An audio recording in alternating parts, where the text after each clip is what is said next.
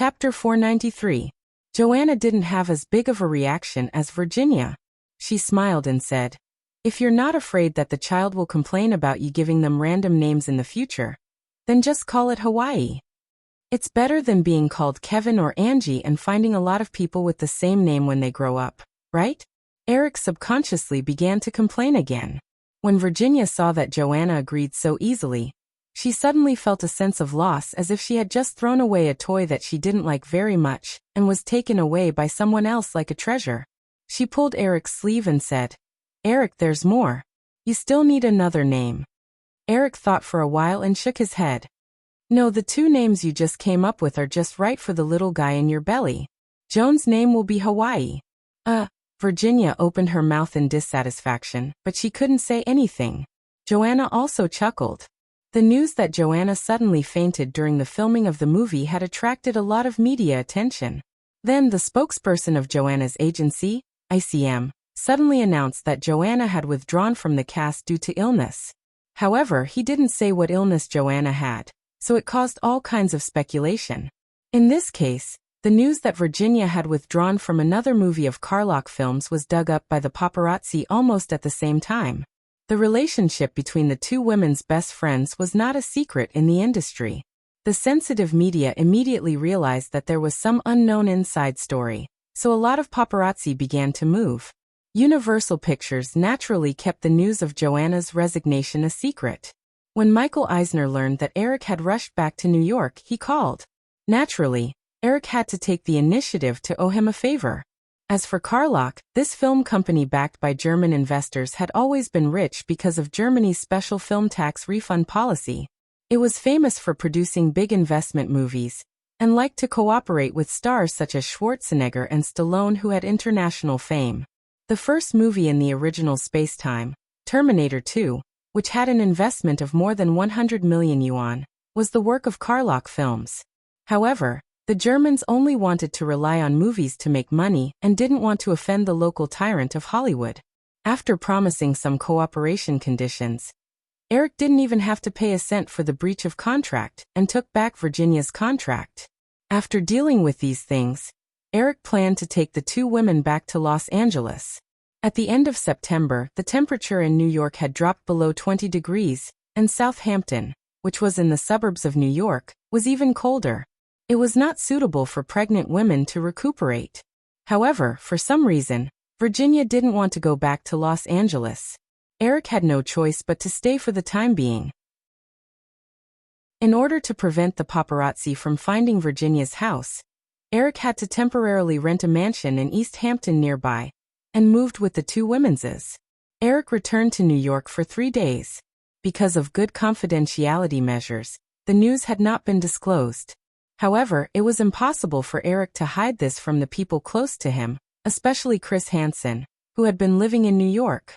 "Eric, didn't Chris say that he would come at 12 o'clock? It's been 5 minutes now. Do you want to call and ask?" Virginia poked her head out of the kitchen and shouted to Eric. Eric looked at his watch and said, "Don't worry. Maybe something happened. Also, don't make trouble in the kitchen. I'm afraid that the food they cook won't meet your taste." Virginia rolled her eyes at Eric, then turned and walked into the kitchen to command the chef. Although Eric said so, he also felt a little strange. Chris had always been a very punctual person. He wouldn't be late for no reason. After thinking for a while, Eric picked up the remote control and turned off the TV. He got up and walked out of the villa. Joanna, who was reading in the corridor, saw Eric coming out and looked over. Eric pointed at the door, picked up a pair of sunglasses and walked out. East Hampton was located at the easternmost tip of Long Island. There were more top rich people living here than in Southampton. Spielberg owned a 5-hectare manor called Magnificent Farm. However, the rich people who bought property in East Hampton usually just wanted to avoid the summer heat, because the summer climate here was very pleasant. Now that it was the Mid-Autumn Festival, most of the residents, like migrating birds, had returned to more suitable residences. Therefore, the town seemed a little deserted and empty. Eric had just walked out of the gate when he saw Chris driving a white BMW car over. His girlfriend, Emily Brighton, was sitting in the passenger seat. The two also saw Eric. They slowed down and greeted him before driving the car into the yard. After handing the gift to the servant, Chris said apologetically, "Eric, I'm so sorry that I'm late. I just happened to meet an acquaintance on the way, so I had to get out of the car and say hello." Eric hugged Chris and Emily, then said, "It's okay, this is not a formal date. But I'm curious about who can make you stop and say hello." Chris smiled and greeted Virginia and Joanna, who were walking over. Then he said to Eric, "I remember when we first met, you mentioned the Wolf of Wall Street. That guy just now is the standard Wolf of Wall Street, a master of capital operations. I only worked with him for a period of time when I was at Morgan Stanley for a business deal. This person doesn't have a good reputation among investors, but I admire his capital operations. Oh, now I'm even more curious. What's his name? Have I heard of him?" "Ron Pearman." Chris said a name, then said, "I don't think you've heard of him." Eric was about to nod, but Chris continued, "However, the company he's been running recently has a certain connection with Hollywood. It's the Marvel Entertainment Group. It mainly deals in comic book publishing, toy production, and animation companies." When Eric heard the name, he suddenly raised his eyebrows and subconsciously stopped. "Marvel Comics? Of course I've heard of this company. Not Marvel Comics. The Marvel Entertainment Group is the parent company of Marvel Comics." "Okay, can you guys stop talking about these things? Let's go in, it's time to eat." Virginia saw that the two men seemed to be standing outside the door and chatting, so she quickly reminded them. "Okay, let's go in." Eric helplessly gestured to Chris, then said, "Tell me about this company later, I'm very curious." "No problem," Chris said. "But I have another surprise for you."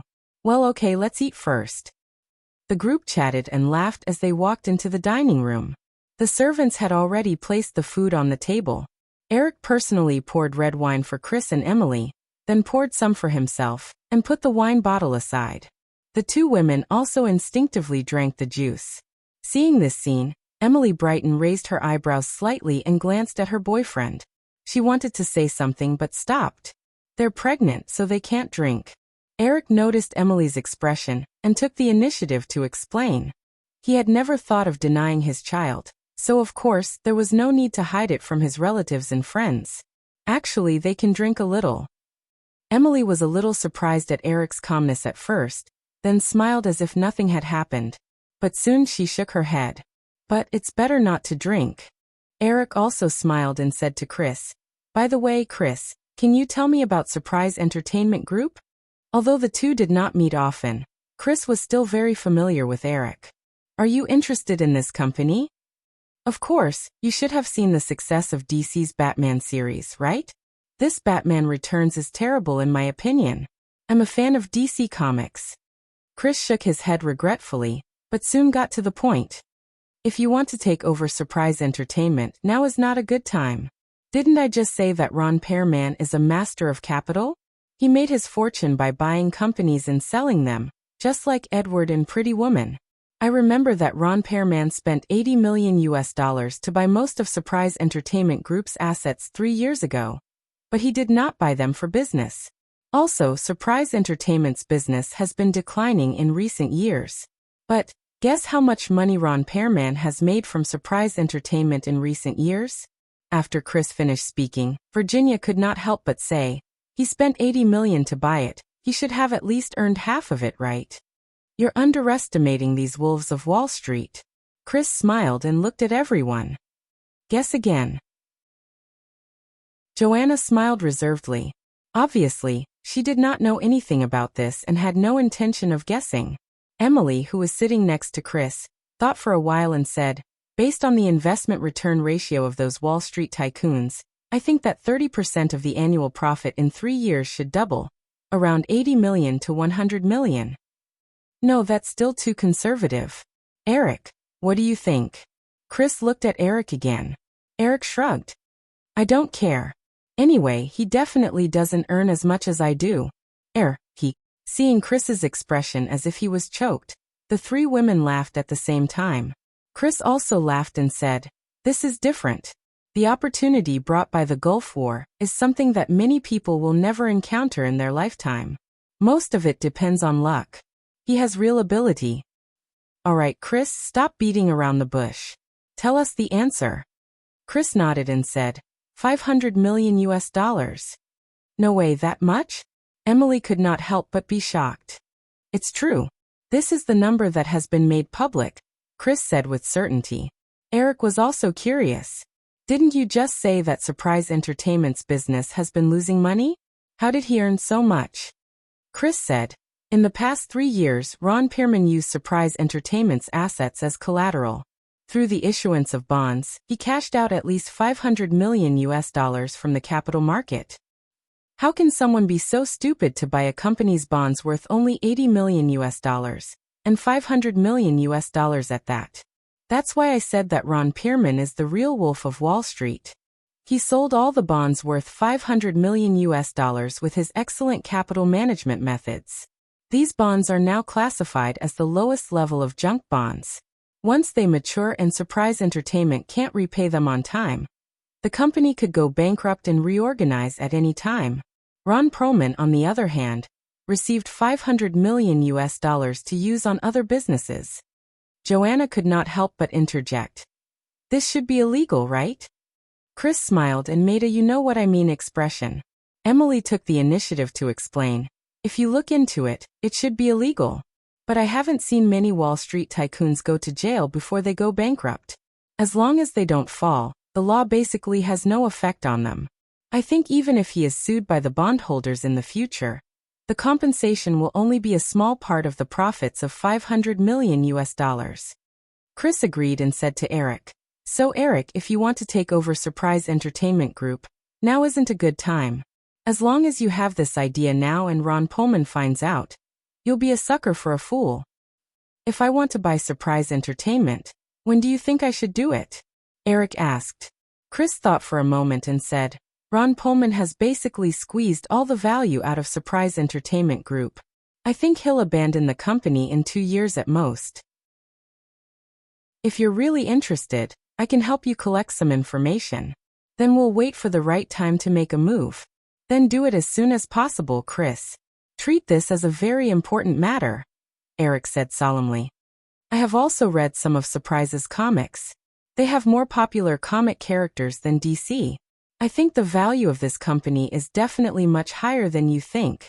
Chris stopped what he was doing and looked at Eric. So you really want to buy this company? Of course I am serious. All right then, I'll keep this matter in mind. Chris nodded and everyone changed the topic. Because of Eric's frankness, no one avoided the topic of the 2 women's pregnancy. Eric also asked when Chris and Emily planned to get married. It depends on her. But the last time my father came to New York, he also hoped that we could at least get engaged first. Chris was a little helpless when he heard this question. This time, Emily lowered her head a little abnormally. She seemed a little embarrassed. Chapter 494. After lunch, Virginia took the 2 women out for a walk, while Eric and Chris went into the study together. Emily's reaction just now seemed a bit strange. Was she embarrassed when she heard about marriage before?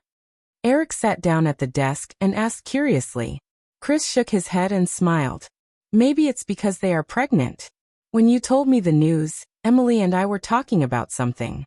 Chris shook his head helplessly. Obviously, the result was not good. He quickly changed the topic. What about you? What's going on in Europe? Why is there such a big movement? Eric briefly told Chris about the situation at Disneyland in Europe. Chris also began to shake his head after listening. The budget of $1 billion has expanded to $5 billion. It is indeed out of control. If it still can't make a profit after the rectification, what are you going to do? Eric shrugged and said, I have to hold on. This project is related to the livelihood of 30,000 people, and it has consumed so much of the French government's resources. If I dare to shut it down, it will be tantamount to falling out with the French government. Chris nodded and agreed with Eric's opinion. Because of the sudden closure of Disneyland, Chris also looked up some information about Disneyland in Europe these days. The French government not only sold Disneyland a piece of land equivalent to 1/5 of the Paris area at a very low price in the 1970s, but also provided more than $1 billion in subsidies. In addition, the French government even built a high-speed railway between Paris and Disneyland, which was an investment of several billion US dollars. All of this was due to the optimistic outlook of Disneyland in Europe. With so many public resources consumed, if Disneyland dared to back out because the park's profits were not as expected, the French government would have to completely fall out with Disneyland in the face of public pressure. There is no doubt about Michael Eisner's ability, but judging from his actions in the last few years at Disney, he has been completely blinded by Disney's success. If Michael Eisner continues to control Disney, it won't be a good thing for Disney. However, judging from his series of actions when he went to Worldwide, he seems to have calmed down again.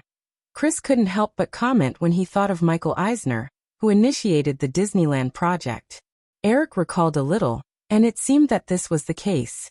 In the mid to late 1990s in the original Spacetime, although the market value of Disney was still rising, that was only because of the general trend of the improvement of the overall economic situation in the United States. Disney's profits were declining year after year, and the huge acquisition of ABC TV station also became a drag on the Disney Group, and it increased Disney's debt ratio to a quite dangerous value. After Michael Eisner stepped down, Disney regained its vitality through a series of reform measures by the successor leader, Robert Iger.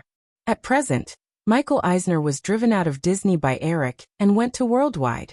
It could be said that it was a good thing for Michael Eisner and Disney. Disney could let go of the constraints of Michael Eisner and continue to develop rapidly. Michael Eisner, who had calmed down, could also start a new career with Worldwide as a platform. In the current Hollywood, Eric felt that there were not many people with outstanding ability. Most of the directors of the major film companies were more than enough to preserve their achievements, but not enough to make progress. There were only 3 executives of the major film companies that impressed Eric in the 1990s: Barry Diller, Jeffrey Katzenberg, and Michael Eisner. Judging from the current information, the possibility of Barry Diller acquiring Paramount was very low. It would not be easy for the Hollywood tycoon to return to Hollywood. Katzenberg would still stay in Disney. Eric would not force Katzenberg out of Disney like Michael Eisner did. So it seemed that his biggest competitor in Hollywood would undoubtedly be Michael Eisner. I heard that Steve Ross is about to die? Thinking of this, Eric suddenly blurted out. Chris was a little puzzled, but he also nodded. He should not be able to survive this year. Without Steve Ross's suppression, Warner's already intense internal strife will probably be exposed to the public.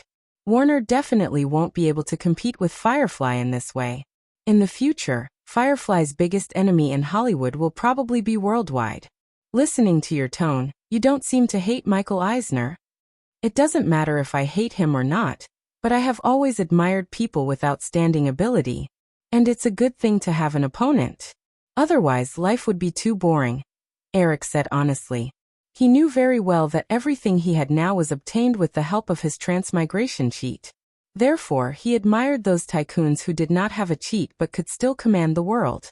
After chatting about some trivial things in Hollywood, Eric remembered what Chris had said when he had just arrived at noon. He asked, "Didn't you say that you have good news for me? What is it? Can you go online here?" Chris stood up with a smile and asked. Eric nodded and immediately understood. "Is there a result?" "Yes, wait a moment," Chris said with a smile. He then walked out of the study and quickly came back with a laptop from the car. Eric pushed his Apple laptop aside on the desk and pulled out the network cable. When he saw Chris open the laptop, he was a little surprised. "This is IBM's ThinkPad?" The famous ThinkPad series of antique computers. Eric vaguely remembered that not long ago, he saw in a magazine that IBM was about to launch its own laptop to compete with Apple.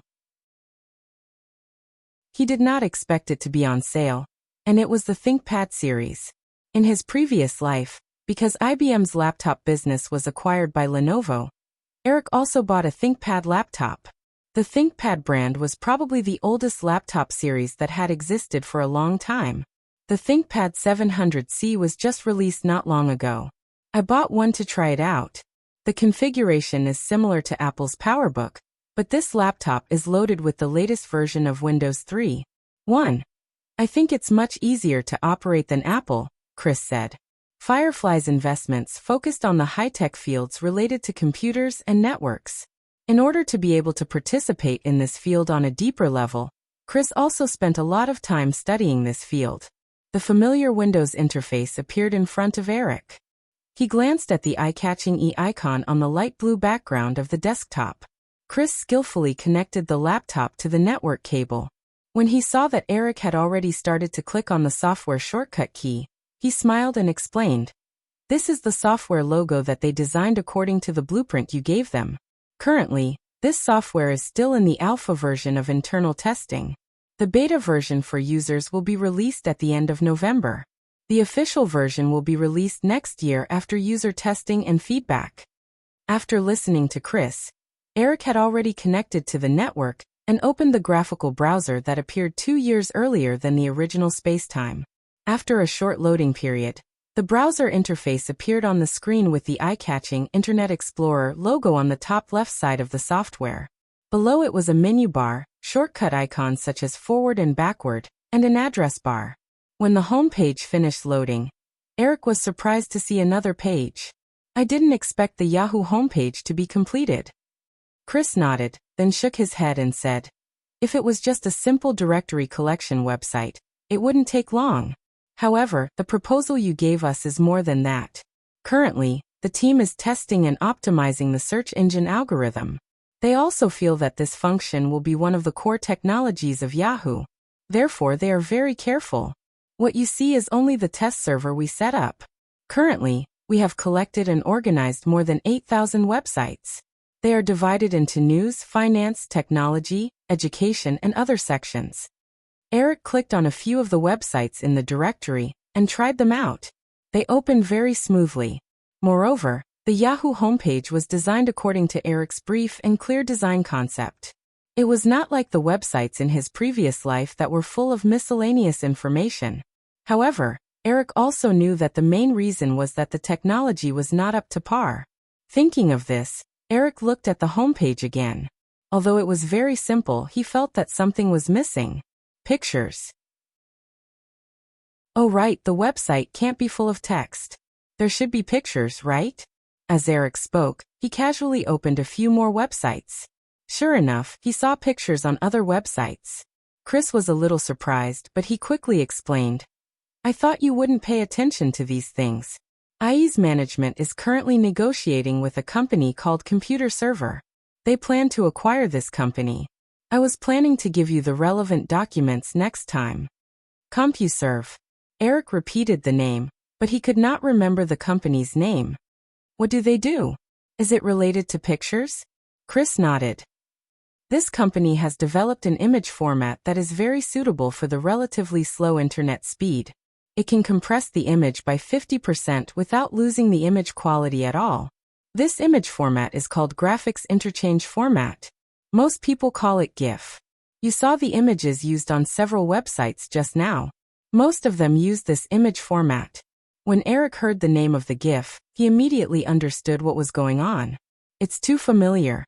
Chris saw Eric raising his eyebrows and paused for a while. But he continued. IE's team plans to acquire this company and refine the GIF image format. They will also apply for a patent and use IE as the carrier to market the GIF image format. Although Chris did not say anything, Eric understood what is going on. Using IE as the carrier to market the GIF image format will attract a lot of websites to use the GIF image format. IE had applied for a patent for this algorithm format, and other companies that want to use GIF to develop commercial software must get IE's authorization. This is a technical barrier, and most companies without sufficient technology will not enter the browser industry. Even a powerful software company like Microsoft will have to spend a lot of time and money to develop a GIF graphical browser. In this era of technological breakthroughs, if a company lags behind by a few weeks, it will be overtaken by its competitors, let alone a few months or years. "Oh, have you applied for a patent for IE's core?" Chris nodded. "We have applied for all the patents we can." Tim Berners-Lee had also agreed to use IE standards when promoting the World Wide Web. But many of the technologies are still available for free, so it is not difficult to bypass our patents. What we can do is to set up some technical barriers for related applications, such as the GIF image format. Eric was disappointed when he heard Chris's explanation. Chris comforted him. But as long as we maintain our advantage in technology and time, we will be able to maintain our lead. Furthermore, IE does not charge any fees. Speaking of which, the IE team does not understand this. They feel that this software is great, and if it can be used commercially, it will bring in a lot of profits. This is what I promised Tim Berners-Lee. You were there too, Eric said. He didn't care too much about the profits from the sales of IE software. The key was the huge potential user base.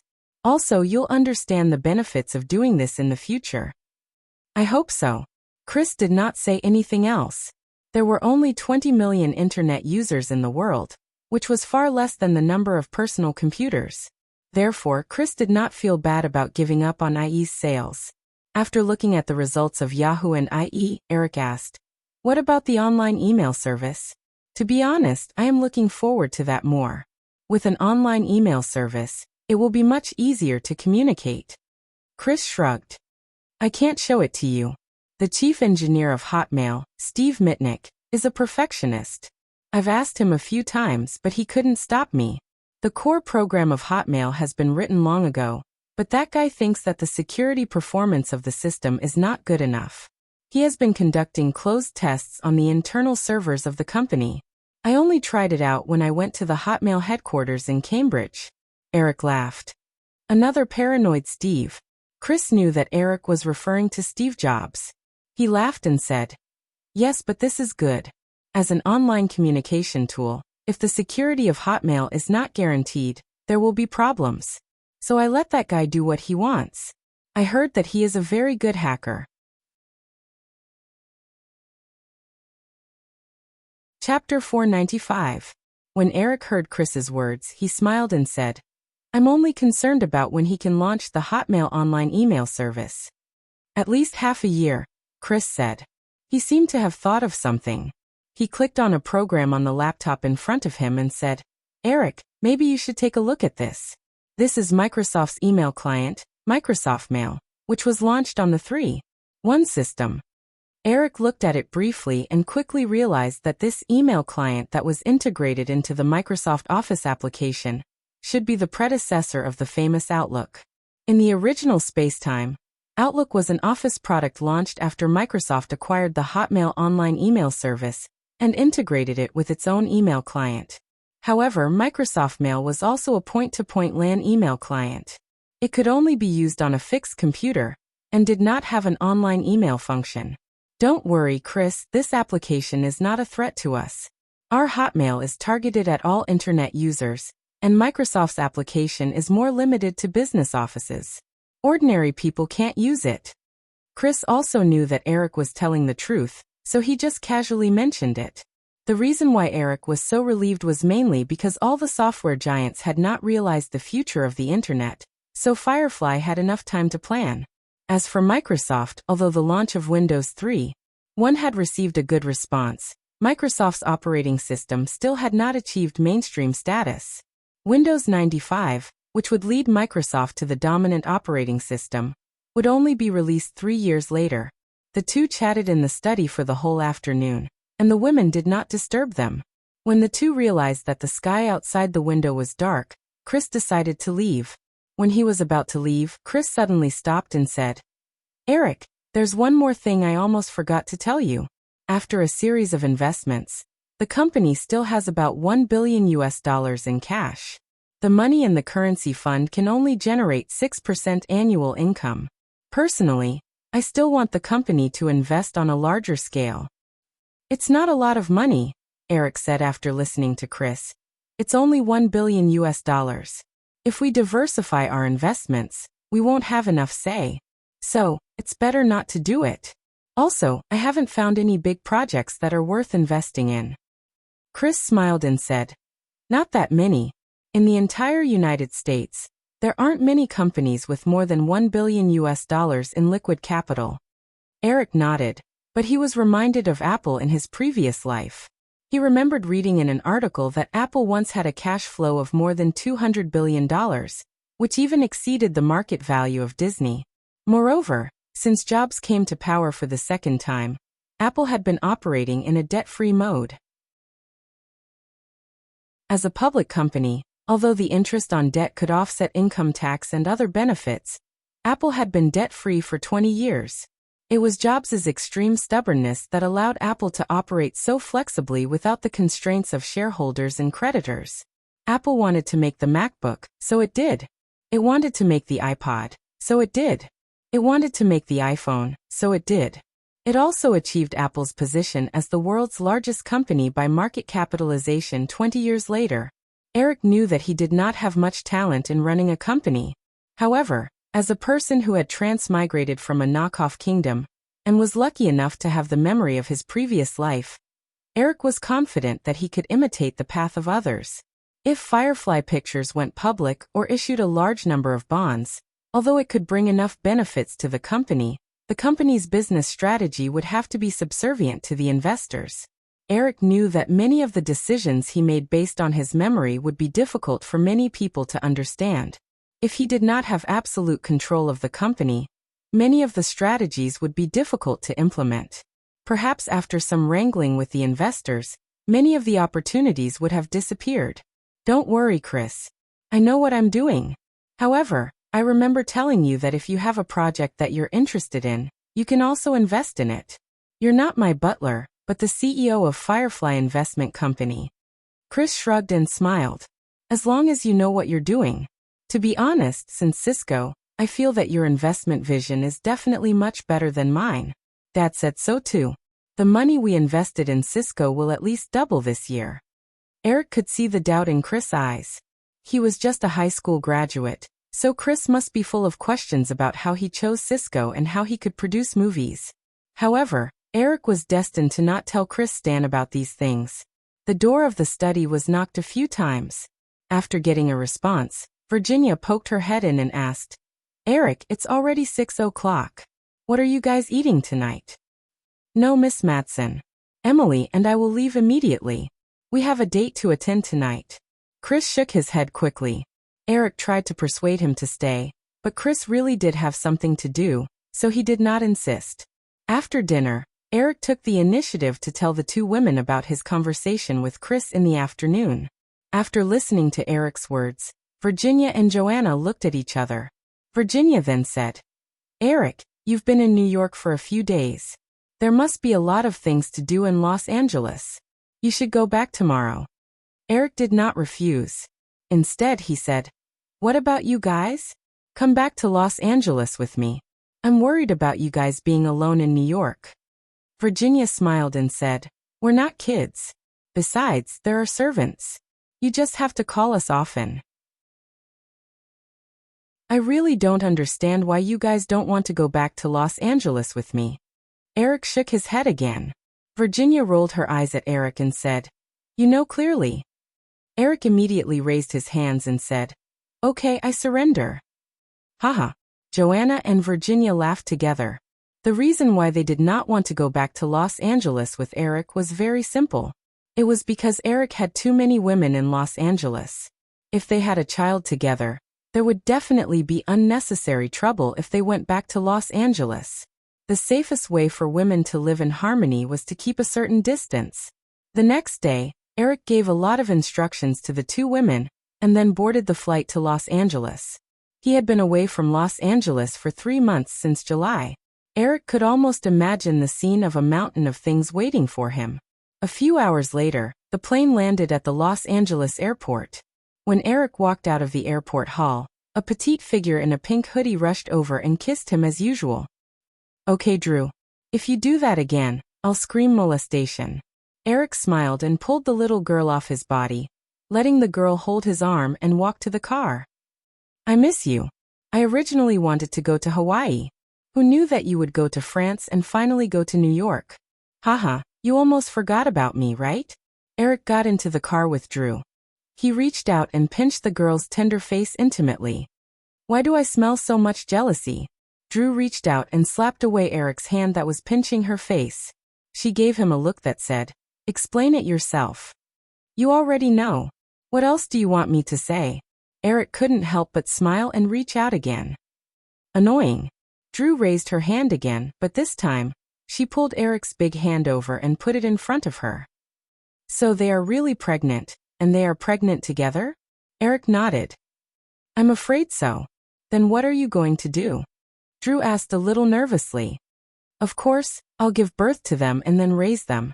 You can't expect me to be an irresponsible man, right? Drew rolled her eyes at Eric and then stretched out 2 little fingers. But there are 2 of them. 2 at once. This doesn't seem to be a serious problem. It's not like I can't raise them. Eric was puzzled. Drew didn't know what to say. Her face flashed with a sullen expression. Eric patted the girl's head comfortingly. Don't throw a tantrum. You have 2 more sisters-in-law. Isn't it good? When Drew heard this, she was slightly stunned. Then, she smiled and hugged her arms. Sisters-in-law, humph Eric, you are really too evil. Eric just subconsciously treated Drew as a child. The 2 of them had been together for a few years, but Eric never felt that Drew had grown up. Therefore, he just blurted out that sentence. Looking at the little girl's appearance at this time, Eric realized the ambiguity in his words just now. He quickly corrected her. Okay, not sisters-in-law. They are little nephews or nieces. You are going to be an aunt. Humph, I already heard it. Don't you think it's a little late to say this? Then let's not talk about this. Where are your 2 little followers? Eric said with a smile. Drew said unhappily. You already said they are my little followers, not my daughters. I don't have to take them with me all the time. Eric felt that this girl must have drunk a bottle of vinegar and a dozen gunpowder today. She was full of anger. Realizing that it was useless to say anything, Eric simply leaned back in his seat and closed his eyes to rest. There was a moment of silence in the car. Outside the car window, buildings flashed past one after another. Soon, they arrived at the coastal highway leading to Malibu. After a while, Drew came over and said, Eric, I miss you. Eric gently hugged the girl. I know I miss you too. The little girl showed a rare look of uncertainty. She looked up at Eric and asked, Really? Why don't you ask it yourself? Eric grabbed one of the girl's little hands and pressed it against his heart. He joked, Do you want me to dig out my heart for you to see in person? After not coming back for 3 months, Eric walked into the mansion in the Pointy Corner Manor again. He even had a faint feeling that it was a lifetime ago. Under the little girl's care, the mansion was still the same as when he left. It seemed that nothing had changed. Drew instructed the driver to move Eric's luggage in, and then drove them out. Eric, you go rest first. I'll help you pack. I'll call you for dinner, Drew said as she helped Eric look through the luggage. Okay, there are also gifts I brought back from France. You can pick one. Humph, they're all mine. Drew had already seen the pile of gift boxes in the luggage and was a little jealous. Eric smiled and did not answer. He walked to the bedroom alone. When he woke up, it was already past 8 o'clock in the evening. Eric went downstairs and saw the little figure busy in the kitchen. He walked over. I couldn't learn it for a long time, so I had to call someone to send a ready-made one over. Drew, who was operating the microwave, saw Eric sniffling and explained a little awkwardly. As soon as Eric came in, he already smelled a burnt smell. He didn't know what the little girl had burned. Hearing this explanation, he walked up. Let me do it. What's inside? Pizza. We can only eat this tonight. Drew was a little embarrassed. Pizza is fine. Is there juice? There's orange juice. I just squeezed it. Drew pointed to the juicer. The two did a simple job and quickly sat in the living room. Eric ate dinner and silently listened to the little girl report on the recent situation in Los Angeles. The rough cut of Detective Airplane has been completed, but Liz was not satisfied with the publicity plan given by Firefly. She went to quarrel with Michael Lynn last time. The little girl was like a little traitor who was snitching on secrets. Eric smiled and said, Why do I feel like you're the one who instigated it? No, the little girl immediately retorted, but she was obviously not very confident. Okay, I did say a few words, but Liz was definitely the one who quarreled with Michael Lynn. Michael didn't tell me about this, so it must have been resolved. What's the result? Eric asked directly.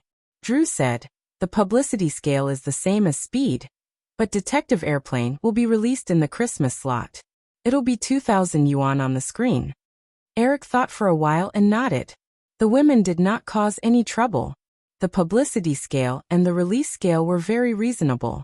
Based on the box office performance of Stranger in Disguise during the summer, Detective Airplane, as another film starring Jim Carrey, was indeed worthy of such a publicity scale. Moreover, Detective Airplane was a comedy film. It would be more appropriate to release it in the festive Christmas slot instead of the Thanksgiving slot. Also, after Jim Carrey finished filming Detective Airplane, he immediately started quitting again. As for the next film, he and his agent have been delaying it, Drew quickly added. How much did they offer this time?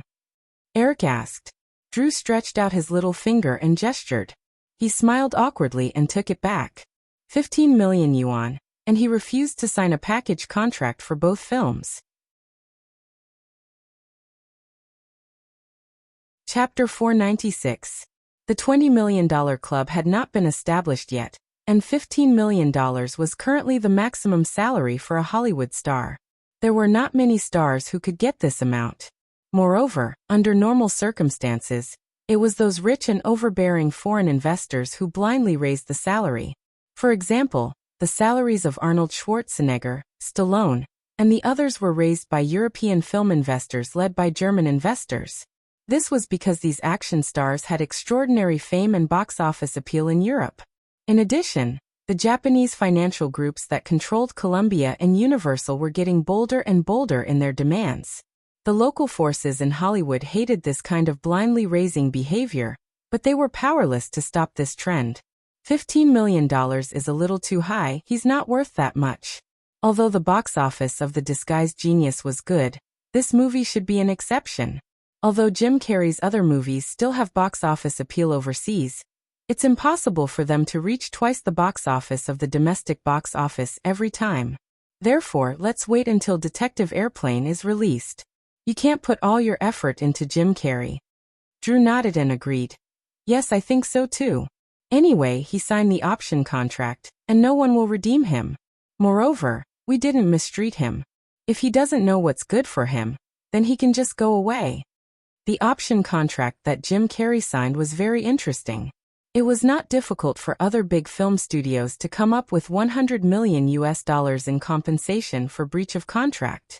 Based on Jim Carrey's box office appeal, the first two movies that he worked with TG earned more than $100 million in profits for the company. However, there was a very difficult problem to solve here. If other film companies were interested in Jim Carrey's box office appeal and wanted to redeem him, then after redeeming him, they would have to fork out $100 million. Jim Carrey would have no choice but to sign another option contract with the investors. In order to earn back the $100 million in compensation, the terms of the option contract would definitely not be much better than what TG offered. Otherwise, even the shareholders of those film companies would not agree to it.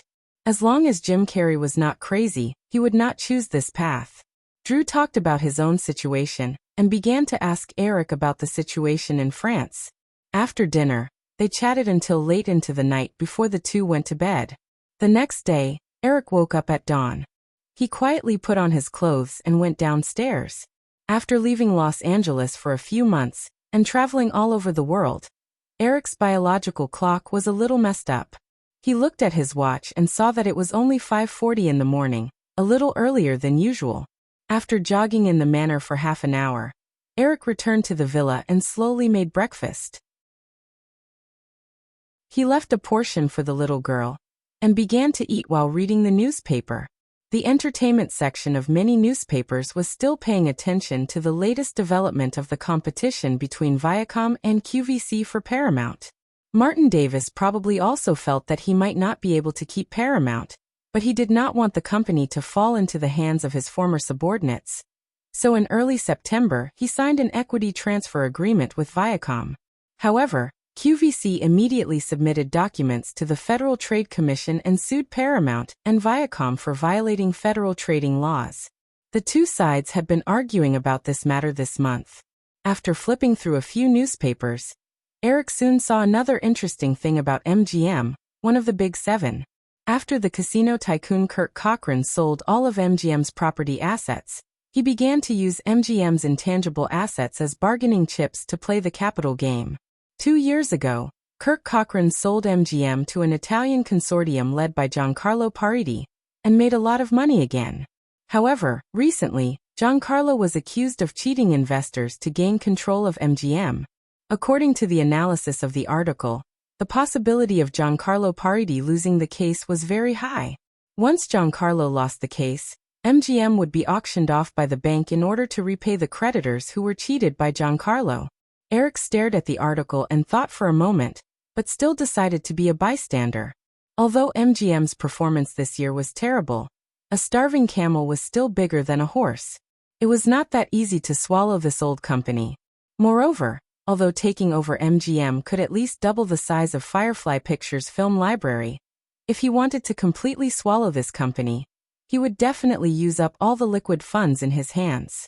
This was not a cost-effective thing to do. After all, there were more valuable opportunities waiting for him. After breakfast, Eric was not in a hurry to go to the company. He continued to read the newspaper slowly. When he heard the doorbell ring, Eric got up and walked to the living room. Tina Fey was holding a stack of documents in her hands. She was wearing a neat black office lady suit and her iconic black-rimmed glasses. She stood gracefully outside the door in her stilettos. "Morning, Tina." Eric was a little surprised. "Why are you here so early?" Tina Fey seemed to have thought of something when she saw Eric. She lowered her head a little embarrassedly and gestured to the documents in her hands. "Drew said yesterday that he won't be going to the company these few days. He asked me to bring the documents over and look at them here." Eric turned sideways to let the girl in. He said, "You don't have to be so early. It's only 8 o'clock now." I don't have anything to do," Tina Fey replied slowly. She seemed to be a little embarrassed. Eric also noticed the girl's emotions. He did not ask any further and brought Tina into the dining room. "Have you had breakfast?" "I made some." "Not yet." Tina Fey replied softly and put the documents in her hands on the dining table. She watched Eric walk to the kitchen and stared at the man's back in a daze. Then, she seemed to have remembered something and hurriedly followed him. "I'll do it myself." "All right then. There's milk and juice in the fridge. You can take your pick," Eric told her and walked to the dining room. Tina Fey walked over with breakfast and sat opposite Eric. She ate in small bites like a cat and chatted with Eric from time to time. Eric flipped through the newspaper in his hands and inadvertently saw the documents that Tina Fey casually put aside. He asked, "What are these? Can I take a look?" "Of course. There are some scripts and others." Tina Fey nodded. Eric opened the folder and raised his eyebrows in surprise because he saw a familiar name. Buffy the Vampire Slayer. After opening it, Eric discovered that it turned out to be a development plan for a TV series. However, there was only a simple outline of 5 or 6 pages in the document. Eric hadn't watched much of the Buffy the Vampire Slayer TV series, so he didn't know the difference between the story outline and the original TV series. However, he was very surprised. He had only mentioned it to Elizabeth, and she had thought of it. Moreover, she had even obtained the adaptation rights of the movie to TG. Thinking about it again, this wasn't too surprising. The value of a movie's peripheral development, other than the remake and sequel, was probably the development of a TV series version. The box office of Buffy the Vampire Slayer wasn't very good, so a sequel was basically unnecessary. A remake was even more worthless. Therefore, the only thing left was to develop a TV series version. The original version of Buffy the Vampire Slayer was to be broadcast in 1997. Now it was 5 years early. In addition, there weren't many original versions to refer to. Eric didn't think that the TV series would be successful. However, there were a lot of classic American TV series in his mind. When Eric saw that the girls wanted to torment Buffy the Vampire Slayer, he didn't feel too much. Waving the document in his hand at Tina Fey, Eric asked, "Are you guys planning to make a TV series?" Tina Fey nodded and asked in surprise, "Wasn't this your idea?" "No, I just casually mentioned it. I didn't expect Liz to think of it." "What are you guys planning to do?" Tina Fey temporarily stopped eating and organized her thoughts. We have discussed it. We plan to adapt this movie into a fantasy adventure with a focus on young people. Eric recalled the memories of Buffy the Vampire Slayer in his mind. The version starring Sarah Michelle Gellar was indeed focused on young people. The idea of the girls wasn't wrong. There's no problem with this idea. However, it's best not to be too hasty. Spend more time on the script. The audience ultimately still wants to see a good story. I just looked at the outline and didn't feel anything special. Tina Fey suddenly blushed and lowered her head because she was the one who wrote the outline. Hearing Eric's words, the girl couldn't help but feel a little shocked. When Eric saw Tina Fey's expression, he immediately understood. You wrote this outline? Yes, I just tried to write one. It's okay. You're a newbie, so it's good that you've written such a story. You just need to practice more in the future. Actually, I have a feeling that you'll become a good screenwriter. Eric encouraged with a smile. Thank you, Eric. Tina Fey obviously knew that Eric was encouraging her. She whispered gratefully. Eric took a simple look at the other materials that Tina Fey brought and gave some suggestions. He then stood up and said, I'm going to work. Drew will wake up in a while. You stay here first. Coincidentally, there's a fax machine on the east side of the curtain wall. If there are any documents coming in, you can help me receive and sort them out. Tina Fey quickly nodded. No problem. Sure. Seeing Eric walk out of the dining room, Tina Fey subconsciously put down the cutlery in her hand and followed him out. Eric went back to the study to get some documents and changed his clothes. When he was leaving the villa, he saw Tina Fey following behind him like a housewife. He couldn't help but ask, I'm going to work. Will you leave today? Tina Fey didn't hear the man's question. She shook her head and said, No, I won't. Oh, that's good. It was almost October, and there were less than 2 months left before the holidays at the end of the year. Firefly's major films at the end of the year, Speed, Detective Plane, and Disney's animated film Aladdin, had basically been completed and were in the early stage of publicity. Mr. and Mrs. Smith, which was a collaboration with Columbia, was also in the final stage of post-production. In the past few days after returning to Los Angeles, Eric had basically been busy with a few movies after participating in several high-level meetings at Firefly Pictures. Although the proportion of direct box office profits in the entire movie industry chain was getting lower and lower, movies were still an important locomotive. If the locomotive's horsepower was not strong enough, there would definitely be problems with the operation of this huge machine. Therefore, any movie company would still put movies in the most important position. After handing the script of Speed to Jean DeBont, Eric did not intervene too much in this project. The script of Speed was personally written by him and handed over to the director in the original spacetime. In addition, this project played a very important role in whether Jean DeBont could transform from a cinematographer to a director. Eric believed that the other party would definitely be very cautious about this movie. After participating in the test of Speed, Eric had even less doubts.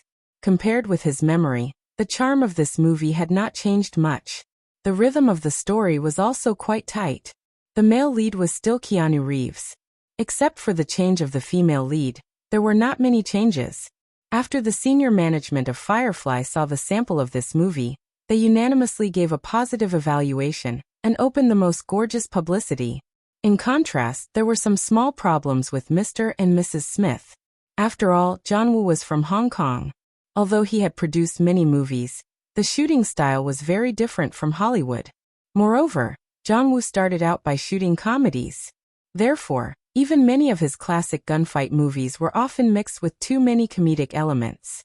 While Eric was busy with the post-production of Jurassic Park, he had to personally participate in the editing of Mr. and Mrs. Smith and cut out some unnecessary funny scenes.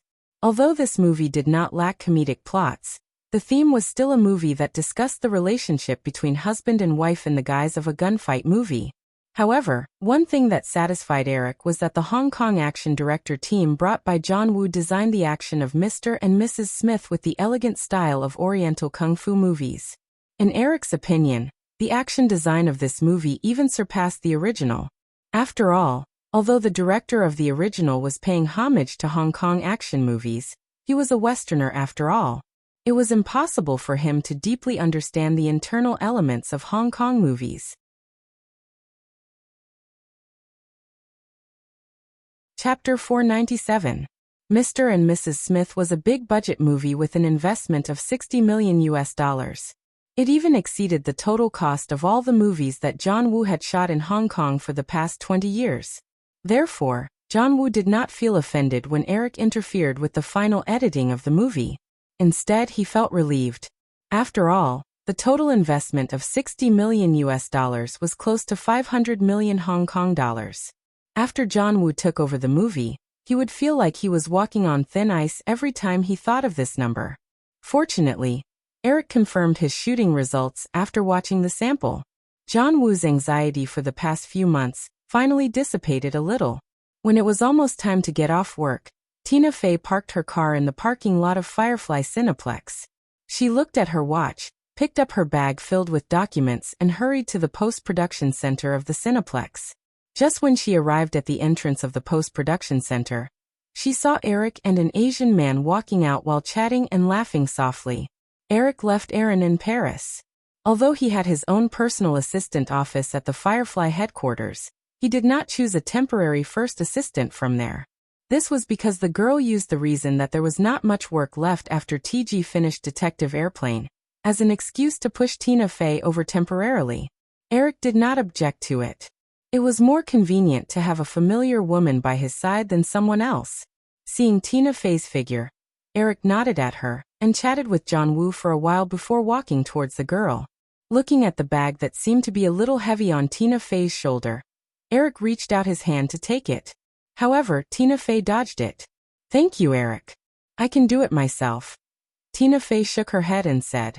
Eric did not mind the little things that women occasionally showed to be competitive. He smiled and said, "Then let's go back. It's time to get off work." The two of them came to the parking lot again. Tina Fey was just about to get her car when she was stopped by Eric. "Just leave it here. We can drive it tomorrow. We can still talk about some things in the car." This time, Tina Fey did not object. She nodded lightly and got into Eric's car. After the driver started the car, Tina Fey put her bag on her lap and took out a few documents. "Eric, Mr. Hansen. Oh, Mr. Hansen Jr. from New York sent you these documents this afternoon. It's about Marvel Entertainment Group. He even called to say that he wants to give it to you as soon as possible." Eric finally understood why Tina Fey rushed over at this time. He reached out and took the thick documents from the woman's lap. Compared to the simple information about Marvel Comics that Eric and Chris talked about in New York, this document was much more detailed. It involved Marvel Entertainment Group's business structure, debt ratio, comic copyrights, and many other aspects. There was even a document that specifically introduced to Marvel Entertainment Group and Ron Perlman's investment company. Eric only skimmed through the professional information that was biased towards economics. Instead, he focused on Marvel Comics copyrights and other information. With one look, Eric realized that the actual information was very different from the information in his memory. He originally thought that Marvel Comics sold their popular comic characters to the major Hollywood studios in the late 90s to solve their financial crisis. However, in reality, Marvel had been selling the movie copyrights of their comic characters since the 80s. The information in his hands showed that Marvel's popular comic characters all had buyers. The copyright of Fantastic Four was in the hands of Germany's Kong-Standing Film Company. The copyright of Spider-Man was in the hands of Carlock Film Company. The copyright of Captain America was in the hands of 21st Century Film Company. And the copyright of the Hulk was in the hands of New World Film Company, which Eric had never heard of. In other words, the 7 major Hollywood studios were not interested in the comic adaptation rights of Marvel Comics. The adaptation rights of popular characters were basically in the hands of second- and third-tier film companies. As for the movie adaptation rights of second-tier superheroes such as Iron Man and the Black Widow, no one was interested in them. Moreover, the copyright transfer agreements that Marvel signed with these film companies were similar to the agreements that Eric had signed with the major film companies in his memory. If they did not release any works within a few years, the copyright would automatically return to Marvel Comics. However, although these second- and third-tier film companies bought the copyrights, their motivation to adapt them into movies did not seem to be too strong.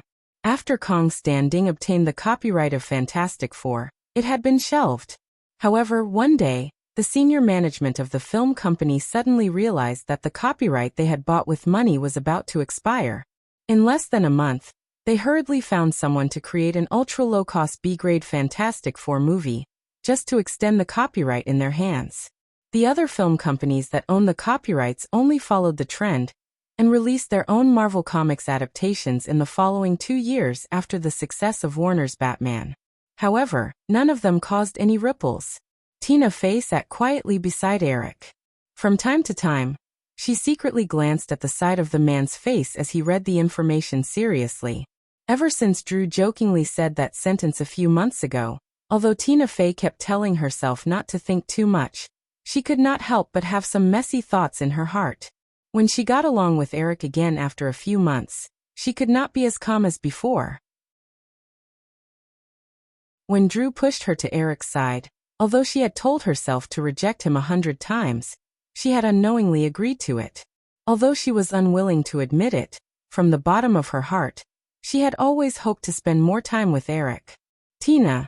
Eric suddenly turned his head and spoke after he finished reading a document. Coincidentally, his eyes met with Tina Fey's sneaky little eyes. Seeing the girl look away in a panic, Eric could not help but laugh. "Hey, since the last time I saw you, I've always felt that you've become weird. What happened?" "And nothing," Tina Fey quickly denied. Eric thought about it and probed. "Did Drew say something to you?" "Huh." Tina Fey opened her mouth but did not answer. Eric shrugged and thought that he had guessed correctly. He said, "All right, it's not a secret. It's okay to tell you. After all, I'm going to be a father in April next year." Hearing that, Tina Fey's eyes suddenly widened. "Be a father? You're married?" "Of course not." Eric looked at Tina Fey's expression. "So you didn't know?" Tina Fey felt a strong sense of disappointment in her heart, but she still nodded. Drew didn't tell me this." The car fell into a short silence when she said that. After a while, Tina Fey asked carefully, "Then when the child is born, will you get married?" "I don't think so," Eric shook his head. "But I'll try my best to be a good father." Tina Fey did not know how to continue the topic. She was born in a very conservative American middle-class family. She could not agree with Eric's way of doing things. However, at the same time she did not feel too repulsed. Perhaps subconsciously, people would always be more tolerant of people with wealth and power in terms of social rules. "You're done reading?" Tina Fey was silent for a while before pointing at the document in Eric's hand. "Not yet, I've only read some. I'll continue reading when I get back. Oh, what I wanted to say was, help me collect the videotapes of these movies when you're free tomorrow. I plan to take a look at them," Eric said as he took out the document and passed it to Tina Fey. Tina Fey took out the memo and quickly memorized the names of the movies. This little episode seemed to have passed just like that. However, Eric soon realized that the atmosphere between the two of them had changed from one strange to another. Under Katzenberg's personal command, the renamed Disneyland Paris was once again open to tourists after a month of restructuring. Due to the public influence brought about by the sudden closure of the park in less than 10 days and Disneyland's sincere gesture of apologizing to the tourists and carrying out drastic reforms, the number of tourists reached a peak again in just a week after the reopening of Disneyland, reaching 700,000 visitors. Although the ticket prices and the price of staying in Disneyland-themed hotels had been reduced, the satisfaction of the tourists had risen to 70% after another survey. Among them, the satisfaction of the French tourists had reached 85%. This was because Disneyland Paris had not only made a considerable amount of adjustments to the French culture in its content, it had even adopted French as the working language of the Disneyland staff. Although the average spending of the tourists did not increase after the reopening of the park due to the price reduction, and even decreased slightly, the management was quite optimistic about this situation. Just like a movie, if a highly anticipated movie only got a high box office but a very poor reputation, then the sequel production of this movie would definitely be very difficult. On the contrary, if a movie had a good reputation, even if there was not much profit in the box office, the movie company would be very keen to make a sequel. After the reopening, Disneyland Paris, which had received good reviews from the tourists, was like a movie that had won a good reputation. As long as it had a good reputation, the possibility of tourists visiting Disneyland again would greatly increase. If the current momentum can be maintained, maybe the situation of Disneyland Paris will not be as bad as we originally expected, Eric said as he looked at the results of another survey given to him by Katzenberg, who had returned to Los Angeles. I think so too. After not seeing him for a month, Katzenberg did not change much other than becoming thinner. Fortunately, we made up for it in time. Although the closure for a whole month brought about some unnecessary expenses, the loss was completely worth it based on the current situation. At least, Disneyland Paris should be able to make ends meet this year. Although the previous estimate of this project was too optimistic, one thing is right. The potential tourist base in Europe is definitely more than that in Japan and the United States. I think the biggest problem is that we did not adapt to the local culture like Tokyo Disneyland. As long as we can do this, it should not be a big problem to achieve profitability. Okay, don't talk about responsibility anymore. After all, we all know that the responsibility of this matter is not on you and me, Eric said with a smile. Disneyland Paris was personally managed by Michael Eisner. Although Katzenberg was also an executive at Disneyland at that time, with Michael Eisner's character, it was absolutely impossible for him to intervene in this project. Now that such a big mistake had occurred, it was no surprise that Michael Eisner would be the one to take the blame, and he would definitely not be wronged. Katzenberg did not dwell on this topic. Instead, he said, I will pay attention to the situation there at all times in the future, and make timely adjustments. One more thing, Giancarlo's case against MGM was lost. When I was in Paris, I happened to hear that the main source of funds for Giancarlo's fraud was the French consortium. The MGM shares in Giancarlo's hands will be auctioned off by the French bank in mid-December to repay the investors' debts. I think this should be a good opportunity for Firefly to expand their film library. Eric shook his head and said, but it will cost a lot of money. Jeffrey, I have also considered this matter. Although the number of films in Firefly Pictures will more than double after getting the MGM film library, we do not have the strength to convert these films into actual economic benefits. We do not have enough video distribution resources, nor do we have our own television station. These are the two most important channels to convert early films into actual profits. Katzenberg knew that Eric was telling the truth. He obviously felt that it was a pity because if this opportunity was grasped well, it would be enough to completely swallow the MGM film library. The most valuable thing left for MGM was the huge film library of more than 10,000 films and TV series that it had accumulated. Thinking of this, Katzenberg asked, then Eric, should we consider building our own television station next? Eric put down the document in his hand, got up, and poured 2 cups of coffee for himself and Katzenberg. He brought it over and sat down again before saying, at least wait until next year. Moreover, if we want to buy a public television station, we have to deal with the relationship with Fox Television Network. Perhaps we have to give up the 10% shares of Fox Television Network. Otherwise, we will definitely be in trouble with the Federal Trade Commission. It sounds like you already have a target? Katzenberg noticed Eric's expression and asked curiously. Eric smiled and nodded. However, we have to wait for the results of the competition between Viacom and QVC for Paramount. When Katzenberg heard this, he almost understood. He smiled and said, it seems that you don't think Barry Diller can win Paramount.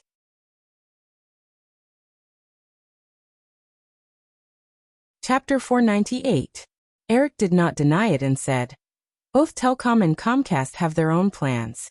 Under such circumstances, it would be strange if Barry could successfully acquire Paramount. After this incident, even if Barry Diller would not part ways with Telcom and Comcast, the cooperation between them would not last for long. Barry Diller's talent in running a television network was unquestionable.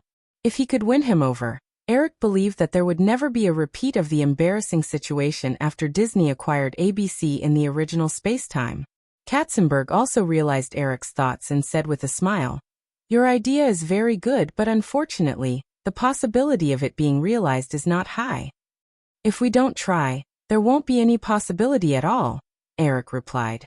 As they were chatting, Katzenberg's assistant knocked on the office door and poked his head in to say, "Mr. Williams, Mr. Katzenberg, Mr. Goober is here." "Then let's go take a look at the sample of Mr. and Mrs. Smith first," Katzenberg stood up and said.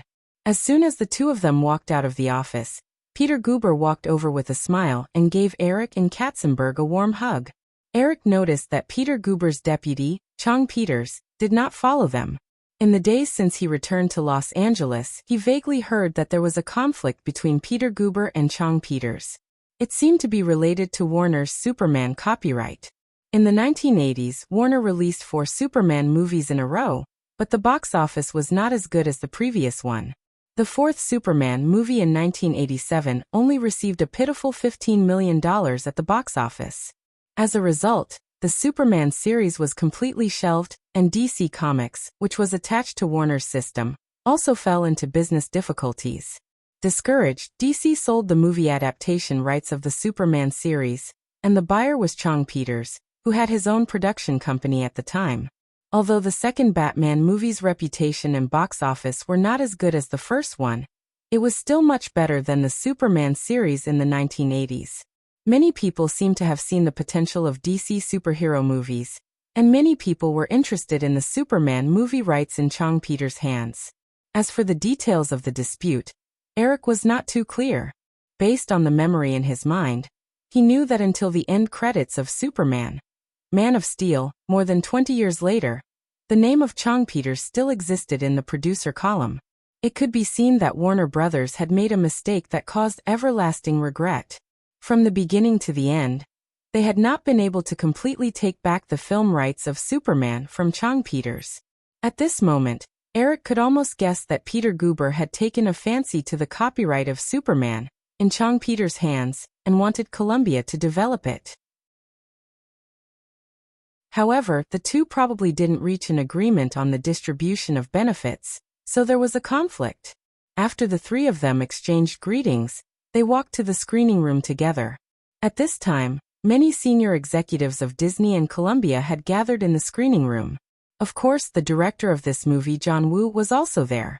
The two protagonists, Nicole and Pierce Brosnan, did not come to this screening because they had already started the promotional work of the film. When Peter Goober learned that Eric had affirmed John Woo's shooting results, he changed his dissatisfaction with Eric's insistence on using John Woo. At this time, he greeted John Woo with a smile. Eric did not make much changes to the plot of Mr. and Mrs. Smith. The film still began with the marriage counseling of Mr. and Mrs. Smith, who had been married for 5 or 6 years. However, it was because Eric did not make much changes to the plot of the movie that it was very amazing in the eyes of the audience in the screening room. Because of the series of high-tech equipment that appeared in the movie, although many shots were completed by the use of special effects technology in the digital field because of the era, this made it look cool. It was even cooler than 007, which used high-tech equipment as a selling point. John and Jane, who worked for 2 rival assassin groups, fell in love at first sight after meeting in the chaotic capital of Colombia. The two got married quickly and lived a seemingly ordinary middle-class family life in the United States. However, behind this life, the two hid a series of assassination operations from each other. Although John and Jane hid their identities well, this matter was learned by the assassin groups behind the two. In order to get rid of the two unstable factors, the two assassin groups cooperated and launched an operation. John and Jane soon understood each other's identity. After some twists and turns, the two of them started a confrontation in the villa they had lived in for 6 years. Then they understood their feelings for each other and launched a counterattack in order to survive. In the tense and exciting plot of the movie, there was no lack of occasional warmth and humor. After Eric's re-editing, the movie's plot seemed more compact. After 120 minutes of watching, the movie ended in the sound of hot rock music. The executives in the screening room patiently waited for the subtitles to finish playing and the lights to turn on before they applauded. "Mr. Woo, thank you for bringing us such a wonderful movie," Peter Goober complimented John Woo, who was sitting next to him while applauding. John Woo said a few words of modesty in accordance with the Oriental habit, but the pride and satisfaction on his face could still be seen. The schedule and publicity plan for Mr. and Mrs. Smith had been determined before the movie was completed. The release date was set for Christmas on December 18th. This test was just to let all the executives involved in the project confirm for the last time, so that they could make slight adjustments to the original publicity plan. However, after watching the movie, whether it was Disney or the people brought by Columbia's Peter Guber, they had no objections to the film's $25 million publicity budget. It was worth mentioning that Warner seemed to be trying to create a publicity stunt for each other. In order to get the contract for the lead actor of Jurassic Park, Eric's bodyguard was also scheduled to compete with Mr. and Mrs. Smith on December 18th. Since he was the executive producer, Eric certainly couldn't ignore the movie. Although Warner just wanted to use Eric's fame to increase the box office of Bodyguard, they didn't really intend to let Eric participate in the project. However, a few days ago, they specially invited Eric to participate in the test of the movie. Eric felt that the biggest selling point of the movie was Kevin Costner, the previous Oscar winner for Best Director and Best Actor. Of course, there were also a few songs by Whitney Houston. Other than that, Eric didn't feel that there was anything special about the story. Eric spent the whole of October busy. In addition to paying attention to the movie that would be released at the end of the year, he also had to start discussing with the management of Firefly about next year's production and distribution plan.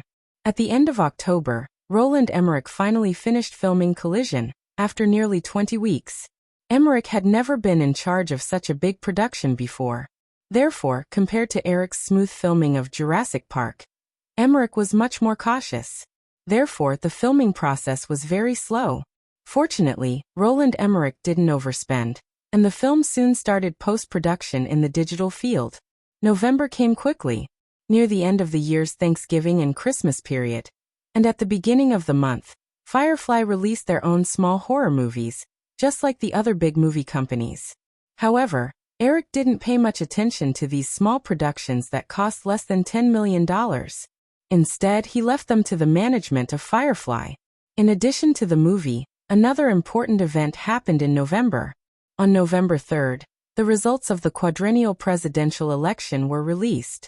The presidential candidate of the Congratulations Party, William Jefferson Clinton, won the election with a narrow 42% margin over the presidential candidate of the name-building party, George H.W. Bush, who had 37% of the support. He was successfully elected as the 42nd President of the United States. Eric finally breathed a sigh of relief. The course of history hadn't changed. If Clinton hadn't been elected president, many things would have been unpredictable. Perhaps the United States wouldn't have had the fastest economic growth rate in history. In the sharp corner manner, Eric was discussing this matter with Kathryn Bigelow, who had come to visit him out of nowhere. Now you believe me. I've said it before. Even without the release of Insurrection in advance, Clinton could still win the election because the economic policies he proposed completely defeated George H.W. Bush's team. Kathryn Bigelow just rolled her eyes at Eric and took a sip of the water in her hand. Clinton's election was almost a narrow victory. Even before the final vote, George H.W. Bush's support rate was higher than Clinton's. Therefore, the final result surprised many people. In the process of making the documentary about the Los Angeles riots, Kathryn Bigelow gradually became a supporter of Clinton. In fact, many directors and stars in Hollywood were supporters of Clinton, including Spielberg, George Lucas, and others. Therefore, after Kathryn finished making the documentary Insurrection, she proposed to Eric to release the documentary in September to support Clinton. However, Eric, who was still in France at the time, refused. After a detailed investigation and analysis, the documentary Insurrection blamed a large part of the cause of the Los Angeles riots on the high unemployment rate in the south of Los Angeles. Although the Bush administration won the Gulf War, which made the American people who hadn't won many wars since World War II very excited, all the economic policies implemented by George H.W. Bush during his 4 years in office were declared a failure. The current unemployment rate in the United States was as high as 9%. Not only was the fiscal deficit year after year, but they even owed as much as $4 trillion in national debt. This was $4 trillion in the early 1990s, when the dollar was very valuable. After a while, Catherine said, "It's only a 5% lead. If we're not careful, we might lose." "Didn't you say you were also a supporter of Clinton? Why did you object to me releasing this documentary?" "Because your purpose is too obvious. It might even backfire." "How is that possible?" Catherine was a little surprised. The reason why Eric said this was because of the documentary Fahrenheit 9/11 in his previous life. During the process of George H.W. Bush's re-election, Michael Moore braved the pressure to release this documentary about the 9/11 incident and sharply criticized George H.W. Bush. However, in the end, not only did this documentary not play the role of suppressing George H.W. Bush's popularity, it even aroused the rebellious mentality of some voters because of the extreme views of Fahrenheit 9/11. In short, the result was that even George H.W. Bush's election opponent disagreed with the views of Fahrenheit 9/11. They stood on the opposite side of Michael Moore, but in the end George H.W. Bush still won re-election. Catherine's documentary about the Los Angeles riots, although not as sharp as Michael Moore's, still pointed the finger at George H.W. Bush's failed economic policies. At such a special time, it might be used by George H.W. Bush's campaign team to distort the truth and use it as evidence that George H.W. Bush was still the President of the United States. The resources in his hands were far more than Clinton's. It was not too difficult to achieve this. The human heart is very difficult to understand. Sometimes, you might think you're doing the right thing, but in the eyes of others, it's a completely opposite situation. Eric thought and replied. Catherine was not stupid. When she heard Eric's words, she quickly understood and could not help but sigh softly. Eric looked at the woman's rare expression, and could not help but comfort her. "Don't worry, Firefly has already planned to release this documentary in mid-December. I promise you that this film will at least be nominated for an Academy Award for Best Documentary." Catherine knew that Eric meant well and nodded. She also knew very well that the theme of riot was too special. Although it was profound, it was not something that many people wanted to see. Moreover, this documentary was too close to the incident, less than a year ago. Although some people wanted to reflect on it, most people subconsciously did not want to talk about it. People often took the initiative to reflect on something many years after it happened. Under such circumstances, being nominated for an Academy Award for Best Documentary was already the limit. It was not very likely that they would win an award. "Next, you can focus on producing Saving Private Ryan," Eric said. Then he smiled with a somewhat mischievous expression. "There's one more thing I want to tell you. Jim's True Lies was added to Firefly's project plan last month. I plan to release it in the summer of the year after next. What do you think?" It had been a year since the incident. Catherine's hatred for Cameron's betrayal had dissipated a lot. When she heard this, she just rolled her eyes at Eric and said, "You like to do this kind of thing."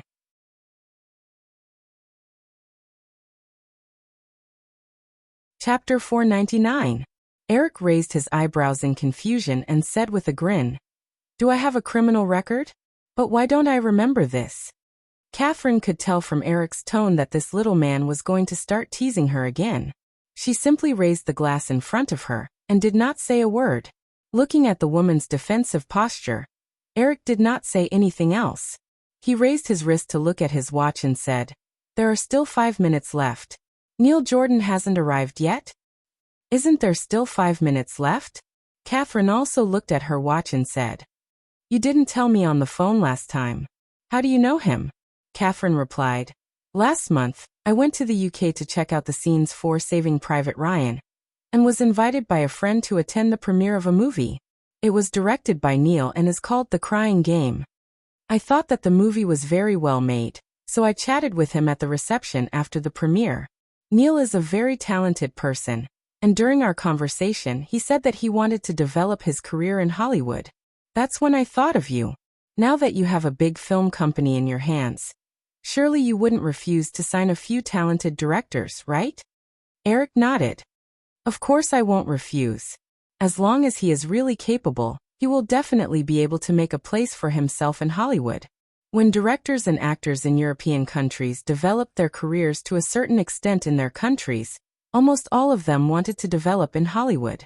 Moreover, they did not have a natural racial barrier like Asians. Therefore, many European directors were often able to enter Hollywood smoothly. If they could adapt to the rules of Hollywood, they would definitely live a very comfortable life. However, Eric would not easily meet a director just because someone introduced him to him. The reason why he agreed to meet Kathryn Bigelow was mainly because Eric had some understanding of Neil Jordan from his memory. The director from Ireland was most famous for his movie, Interview with the Vampire. Kathryn told Eric over the phone that Neil Jordan was interested in the changes in a vampire novel. A few minutes later, a black-haired white man in his 40s finally arrived at the manor.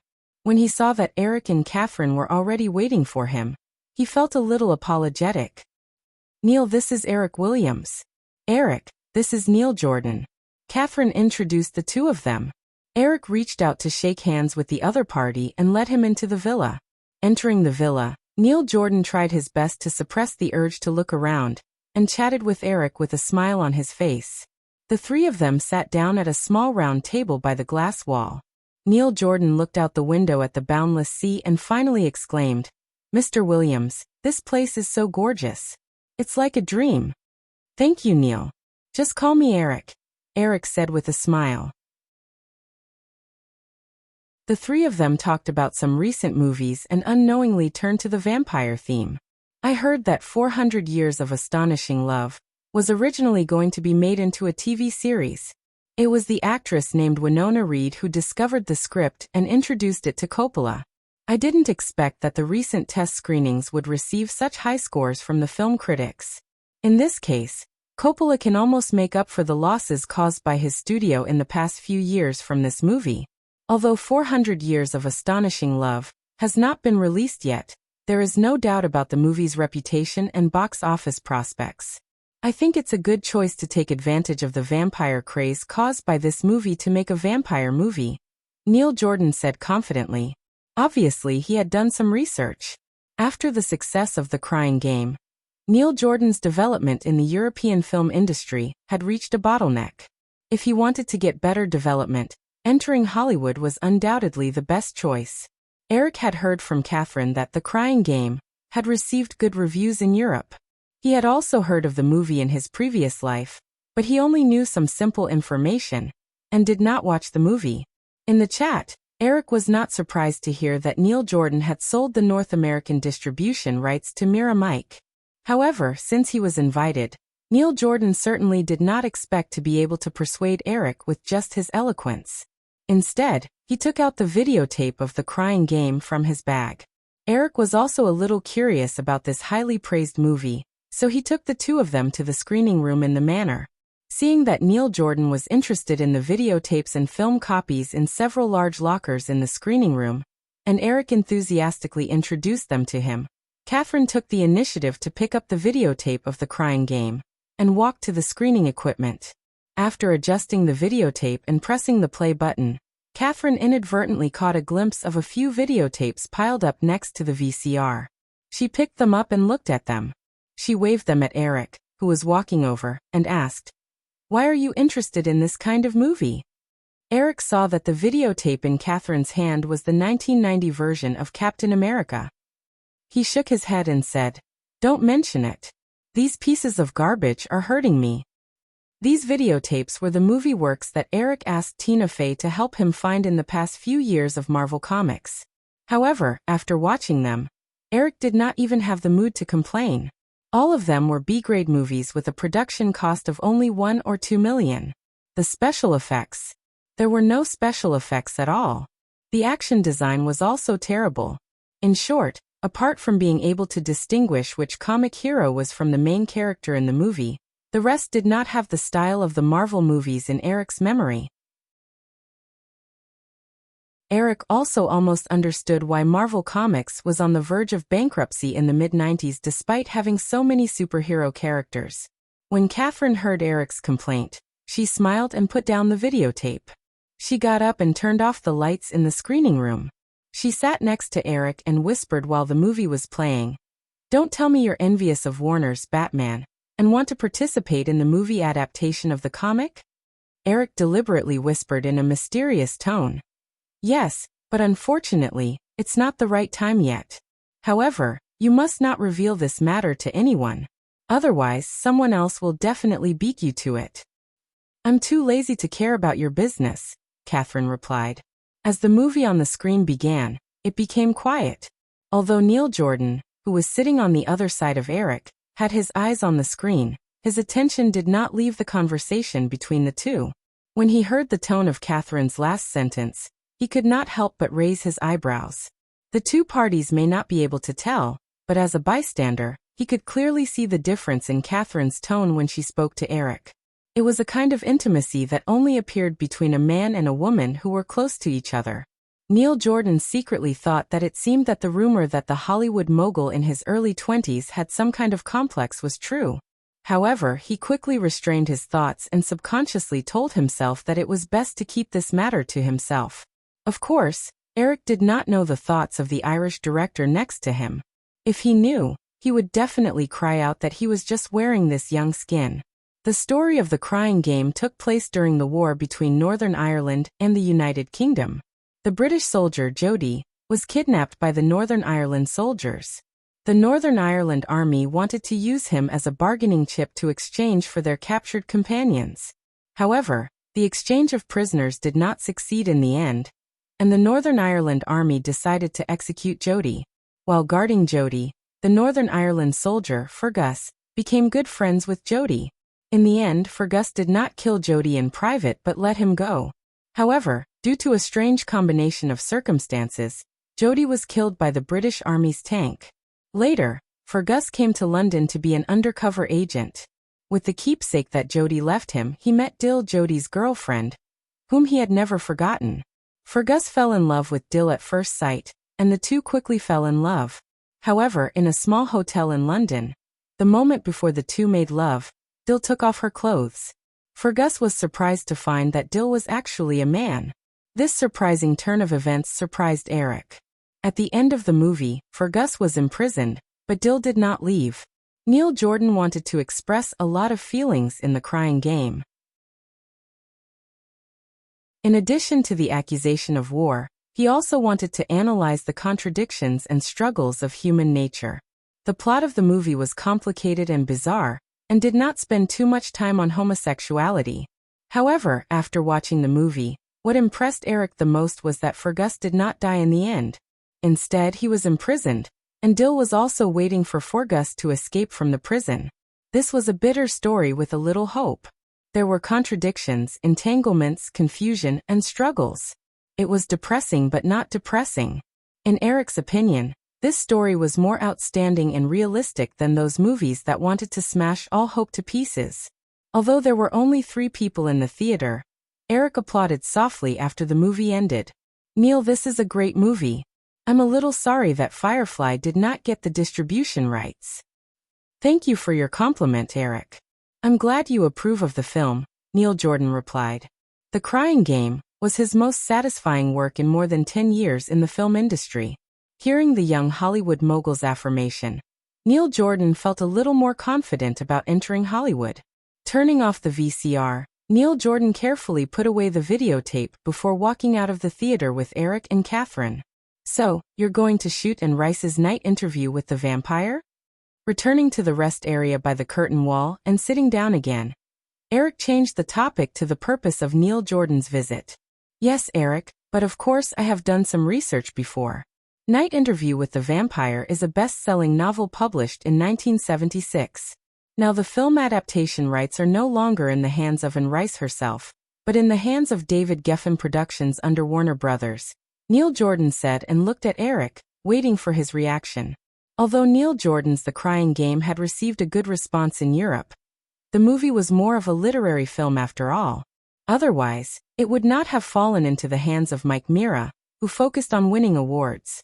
And what Europe did not lack the least was talented literary film directors. Therefore, even if Neil Jordan was interested in Night Interview with the Vampire, If he rashly recommended himself to Warner Brothers, there was a 99% chance that he would be rejected. Although this time he was recommended by Catherine and had the opportunity to talk to Eric, Neil Jordan did not have much expectation before. Now the result had made him overjoyed. Eric certainly knew what Neil Jordan meant. After thinking for a while, he said, "The copyright is not a problem. If Firefly is interested, Warner Brothers will not hesitate to cooperate with Firefly. However, the most important thing now is that you need to come up with a production plan that can impress the production company. I think you should have read the original novel many times, right?" "Of course." Neil Jordan heard Eric's words and quickly nodded. "I have also conceived some ideas. If you need, I can sort out the information tomorrow." Eric waved his hand and shook his head. "No, you don't have to be so anxious. You can take your time. As long as your plan is good enough, Firefly will definitely invest in this movie." The three of them chatted until the evening. Eric saw the little girl, Drew, walk in from outside with a small pink bag. He reached out and stopped the girl. "Drew, help us prepare dinner." After saying this, Eric looked at Neil Jordan and Catherine. "Do you have anything you like to eat?" No, Eric, I have something to do tonight. I'm afraid I can't stay for dinner." Neil Jordan quickly got up and said goodbye. Although the two of them had a good chat, Neil Jordan did not feel that he should take the risk of staying for dinner with Eric. It would be better if they were in a restaurant outside, but this kind of occasion was too private. Hearing Neil Jordan's words, Catherine also stood up. "Since you have something to do, I won't keep you." Eric did not insist on keeping Neil Jordan. Instead, he looked at Catherine. "You don't have anything to do tonight, right?" "I do," Catherine replied immediately, but her eyes were a little evasive. Eric stared at the woman for a few seconds before saying, "Then you don't have anything to do. Stay for dinner. We can talk about Saving Private Ryan again. Didn't you say you had some new ideas last time?" "You're always like this," Catherine complained subconsciously, but she did not insist on leaving. Instead, she walked Neil Jordan out with Eric.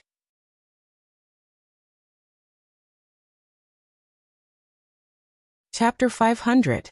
In the kitchen, Eric sent the Manor's chef away. He personally scooped the last sweet corn soup into a large porcelain bowl and carried it to the dining room. Catherine sat at the table with a somewhat reserved expression. Eric put down the sweet soup and was about to make a joke when he found that the little girl also straightened her back, pursed her thin lips, and looked straight ahead. She was obviously imitating Catherine. Seeing this scene, Eric held back his laughter and reached out to rub the little girl's head. The little girl immediately screamed and warned, "Drew, don't be naughty or I'll kick you out." I'll let go. It's this again. Can't you come up with something new?" Drew yelled as he slapped Eric's hand away. However, he was no longer imitating Catherine's actions. Eric sat down on the other side of the long table and ignored the little girl. He said to the woman opposite him, "Sorry, Catherine, Drew likes to be naughty, don't mind her." "It's okay." Catherine shook her head, but she still looked a little uncomfortable. Eric looked at the two women and slightly regretted letting Catherine stay. Drew and Catherine's personalities were simply two extremes. One was unscrupulous, and the other was restrained and strict. Eric could imagine that if another woman was sitting here, and the little girl imitated like just now, the result would definitely not be awkward. Because the little girl was here, Eric could only talk seriously about the movie with Catherine. After dinner, he gentlemanly sent the woman to the car. The atmosphere did not develop in any other direction. However, this atmosphere obviously made Catherine feel relaxed. With Eric suppressing her, the little girl did not do anything out of line. Like a block of wood. Watching Catherine's car drive out of the manor, Drew, who was suppressed for the whole night, finally said something. Eric glanced at Drew's small waist, which was wrapped in a light blue slim windbreaker, and lowered his voice to threaten her. "Catherine's lifestyle is the healthiest. If you continue to live like this, you will start to gain weight before you are 30 years old. Your weight will increase to 150 pounds, and wrinkles will quickly crawl on your face. Your hair will lose its luster, and you will have bags under your eyes all day long." Oz! Before Eric finished speaking, the little girl had already screamed and jumped on him. She reached out her small hand and covered Eric's mouth. Don't be so scary, it's not like what you said. I've changed a lot. Eric smiled and patted Drew's back to let the little girl let go of him. He said, "Okay, I was just scaring you. I was just talking about those stars who are addicted to drugs. This is the most serious thing to destroy your health. I haven't touched those things for years." The little girl pulled Eric's arm and acted coquettishly. Eric thought of some Hollywood stars in the original space-time, including the little girl next to him. Because they were addicted to drugs, although they finally succeeded in getting rid of those things, it hurt the foundation of their bodies. They were either skinny and couldn't gain weight, Julie was definitely not hungry, or they were out of shape and couldn't lose weight. If they couldn't lose weight, they could only draw abs. In the period before Thanksgiving, Eric had an illusion that his life was inexplicably involved with vampires. First, Neil Jordan, the director of Night Interview with the Vampire, appeared. A week later, Neil Jordan gave Eric a production plan and a script he personally wrote. After Eric briefly read it, he made some changes according to his memory and handed it to the production department of Firefly to evaluate the film's budget. He also contacted Geffen Film, which owned Night Interview with the Vampire, about the copyright. Later, Eric was invited by Francis Coppola to attend the premiere of 400 Years of Shocking Love. 400 Years of Shocking Love was produced by Columbia. Because Coppola's previous films were not very successful, Columbia was not very optimistic about the prospects of this film when they formulated the distribution plan. Therefore, the release of 400 Years of Shocking Love was scheduled for November 13th, 1 week before the Thanksgiving holiday. However, what made Columbia overjoyed was that because 400 Years of Shocking Love had accumulated a very good reputation during the early test screenings, the film received $38 million in box office in the first week. It was a good start for the Thanksgiving, Christmas season. Eric was not very interested in this film. After all, he was an Oriental man. He did not have the cultural accumulation that he had been influenced by. However, because of the preparation of the Buffy the Vampire Slayer TV series, Drew and Elizabeth asked Eric to take them to the premiere. The plot of this film was not too different from Eric's memory. However, Keanu Reeves did not play the role of Jonathan Huck because of his participation in Speed. Monica Bellucci's first appearance in Hollywood was also gone. It was replaced by another unknown actress. As for where the Italian beauty was now, Eric did not know. In the past few years of his rebirth, some of the Hollywood stars who should have debuted at this time had not appeared yet. After participating in 400 Years of Shocking Love, it was followed by Buffy the Vampire Slayer. Although Eric was not a fan of American TV series in his previous life, there were still dozens of classic American TV series in his memory. Therefore, Buffy the Vampire Slayer was taken by the three women of TG. Eric did not feel too much pity. Anyway, the goodies did not flow to outsiders. However, during this time, Elizabeth and Drew invited several screenwriters to write the outline of the story.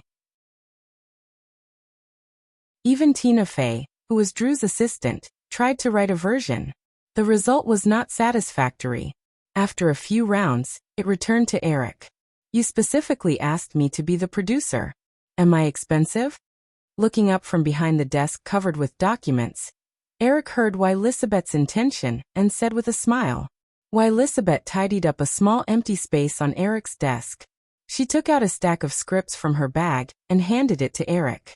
"This is the original script of Buffy the Vampire Slayer, by Joss Whedon. It was very wonderful, but it was changed beyond recognition during filming. I feel that if it was shot according to the script, the movie's results would definitely not be so bad. Because of this reason, when I asked Joss Whedon to write the script for the TV series, he refused. Some of the other screenwriters' scripts were not very good. I contacted him again today. He said that if you want him to write the script, you have to be the producer of the TV series." During this time, Eric also took the time to watch the movie version of Buffy the Vampire Slayer. However, he was quite disappointed. The movie version could be described as childish, especially the last part where the vampires attacked the school party. It was like a joke. The vampires attacked humans, but in the end, not a single drop of blood was shed. Eric certainly knew that this was to adapt to the movie rating rules, but the director obviously did it too much. At this time, reading the script in his hand, Eric felt like he was watching a completely different story. Indeed, as Elizabeth said, the original script was much more wonderful than the movie.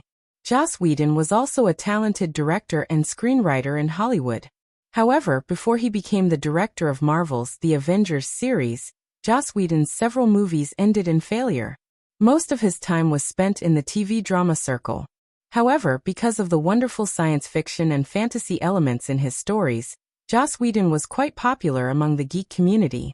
Eric quickly browsed the script and looked at the girl sitting opposite him. He said, "I'm just a little curious. The TV series that you produce will certainly not be broadcast on the Disney Children's Channel, right? Besides, I have never seen Joss Whedon.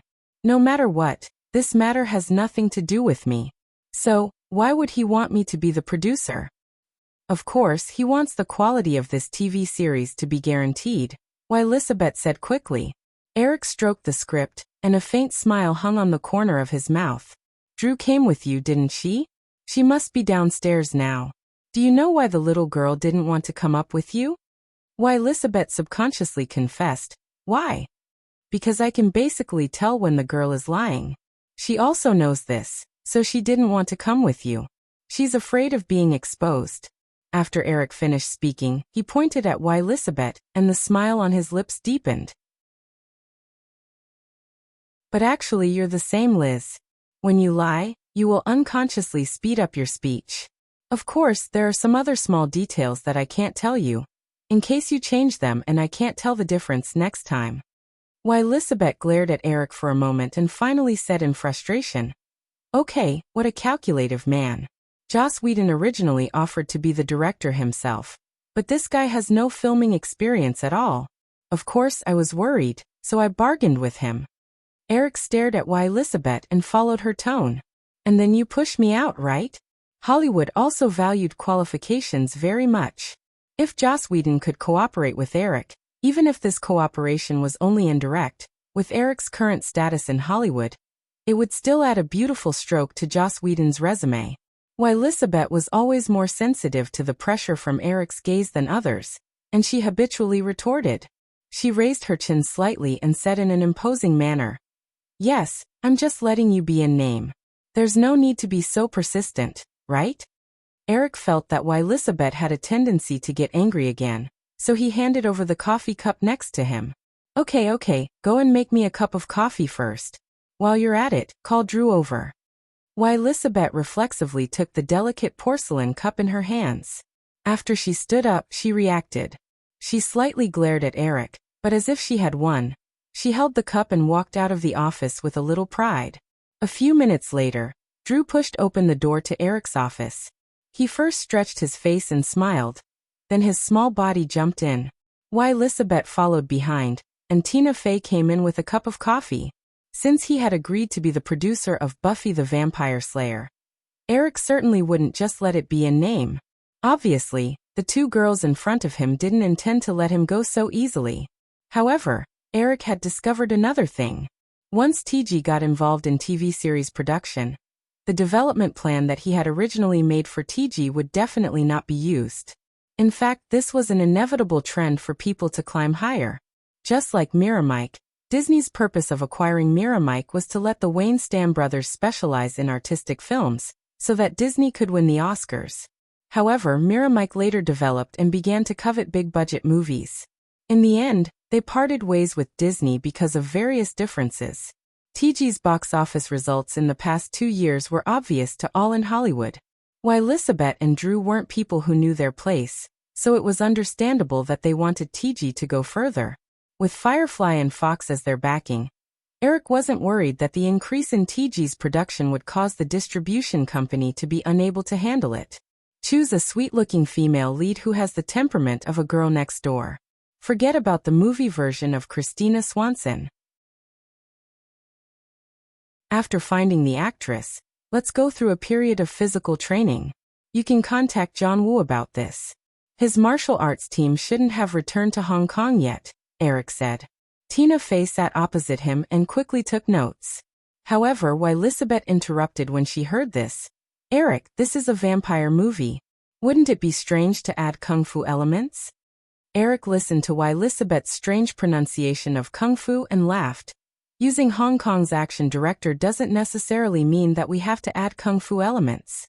The most important thing is that they can design some cool actions, so that they can attract the audience.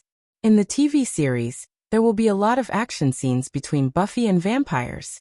If we still maintain the horrible fighting scenes in the movie version, I think that this TV series shouldn't be filmed.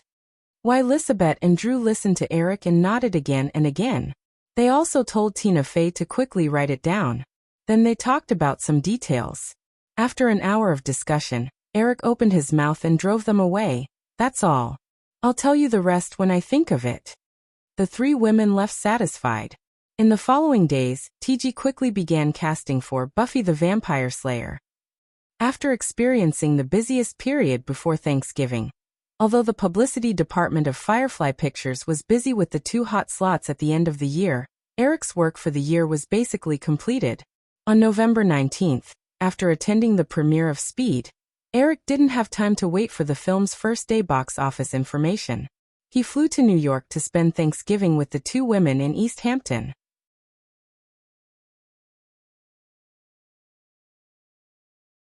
Chapter 501. The environment of Los Angeles made it difficult for people to feel the climate change. When Eric arrived in New York, the city had already experienced its second snowfall of the year. The small town of East Hampton, located in Long Island, was covered with a thick layer of snow. Because of the sparse population, it looked unusually deserted. However, other than the coldness, this environment was perfect for 2 women. After all, neither Virginia nor Joanna wanted to see the news of their pregnancy on the newspaper one day. The 2 women were obviously bored. Seeing that Eric could come to celebrate Thanksgiving with them, they were very happy. Although it was winter now, and they only needed to wrap themselves up tightly if they wanted to go out. In the cold weather, this kind of outfit wouldn't be too out of place. However, in order to avoid the possibility of being discovered, the 2 women rarely went out. Fortunately, the mansion they rented was not small, and there was enough space for them to move around. There were still 4 days before Thanksgiving. After lunch, Virginia wrapped herself up tightly and planned to go shopping with her assistant for the holiday. Eric wanted to go with them, but the woman asked him to stay because he was too big of a target. Eric had no choice but to remind her carefully before letting the woman go out. Although it was noon, the weather was still cold. Gray clouds hung low above their heads, and it seemed like it was going to snow again. After Eric sent Virginia off, he took a stroll in the yard with Joanna and breathed in the fresh air for a while. Soon, they went into the fully heated room. "Do you want to go to the study with me?" Eric asked as he helped Joanna hang up her windbreaker. Although they had left Los Angeles, Eric would receive some messages from Los Angeles every afternoon at this time. Because of the time difference, it was still 9 o'clock in Los Angeles. It was just the right time for work. Joanna nodded with a quiet smile. "Sure." Eric brought Joanna into the study and pulled out a chair for Joanna to sit by the desk. He poured a cup of water for the woman and placed it in front of her. Then he turned to his seat and took out the automatically received documents from the fax machine. Xiao Anna looked at Eric quietly as he flipped through the documents. Listening to the rustling of the papers, there was a faint sense of satisfaction on her face. Occasionally, when she saw Eric raise his head, she would raise the corner of her lips and reveal a beautiful smile. In the past, when she was not working, Xiao Anna often spent her time doing housework. She liked to clean all the rooms. However, ever since she became pregnant, even Virginia often criticized her for becoming much lazier. However, only she herself knew how much she looked forward to and valued this child. She did not want anything to happen to it. During this period of time, the only exercise she did was take a walk. Other than that, she would ask someone to set up a chair for her to sit under the eaves on a sunny day. She would hold a book in her hand and quietly read for the entire day. After Eric's arrival, her pastime was to sit beside him and spend the whole day quietly. This kind of dependence made Virginia feel a little jealous. Today happened to be Monday. The first weekend box office of Firefly Pictures' 2 movies, Speed and Disney's Aladdin, released during Thanksgiving, had been released. Speed's three-day box office for the first weekend was $19 million. It was estimated that it could earn $25 to $28 million in the first week. Although this result was not as good as the $38 million of 400 Years of Romance, which was released the week before, Eric was not too disappointed.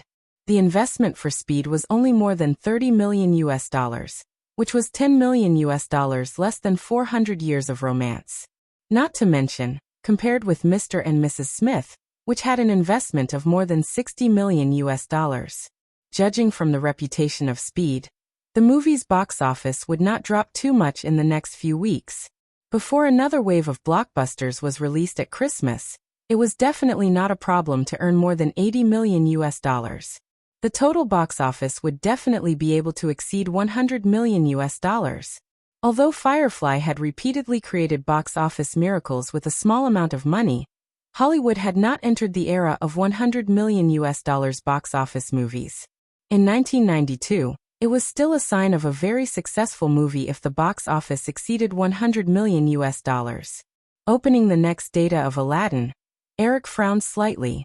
Aladdin's box office for the first weekend was only $9 million. However, Eric quickly relaxed. He did not have high expectations for Aladdin. Moreover, Disney's hand-drawn animated movies had always been either silent or went through a long period of release to accumulate a jaw-dropping total box office.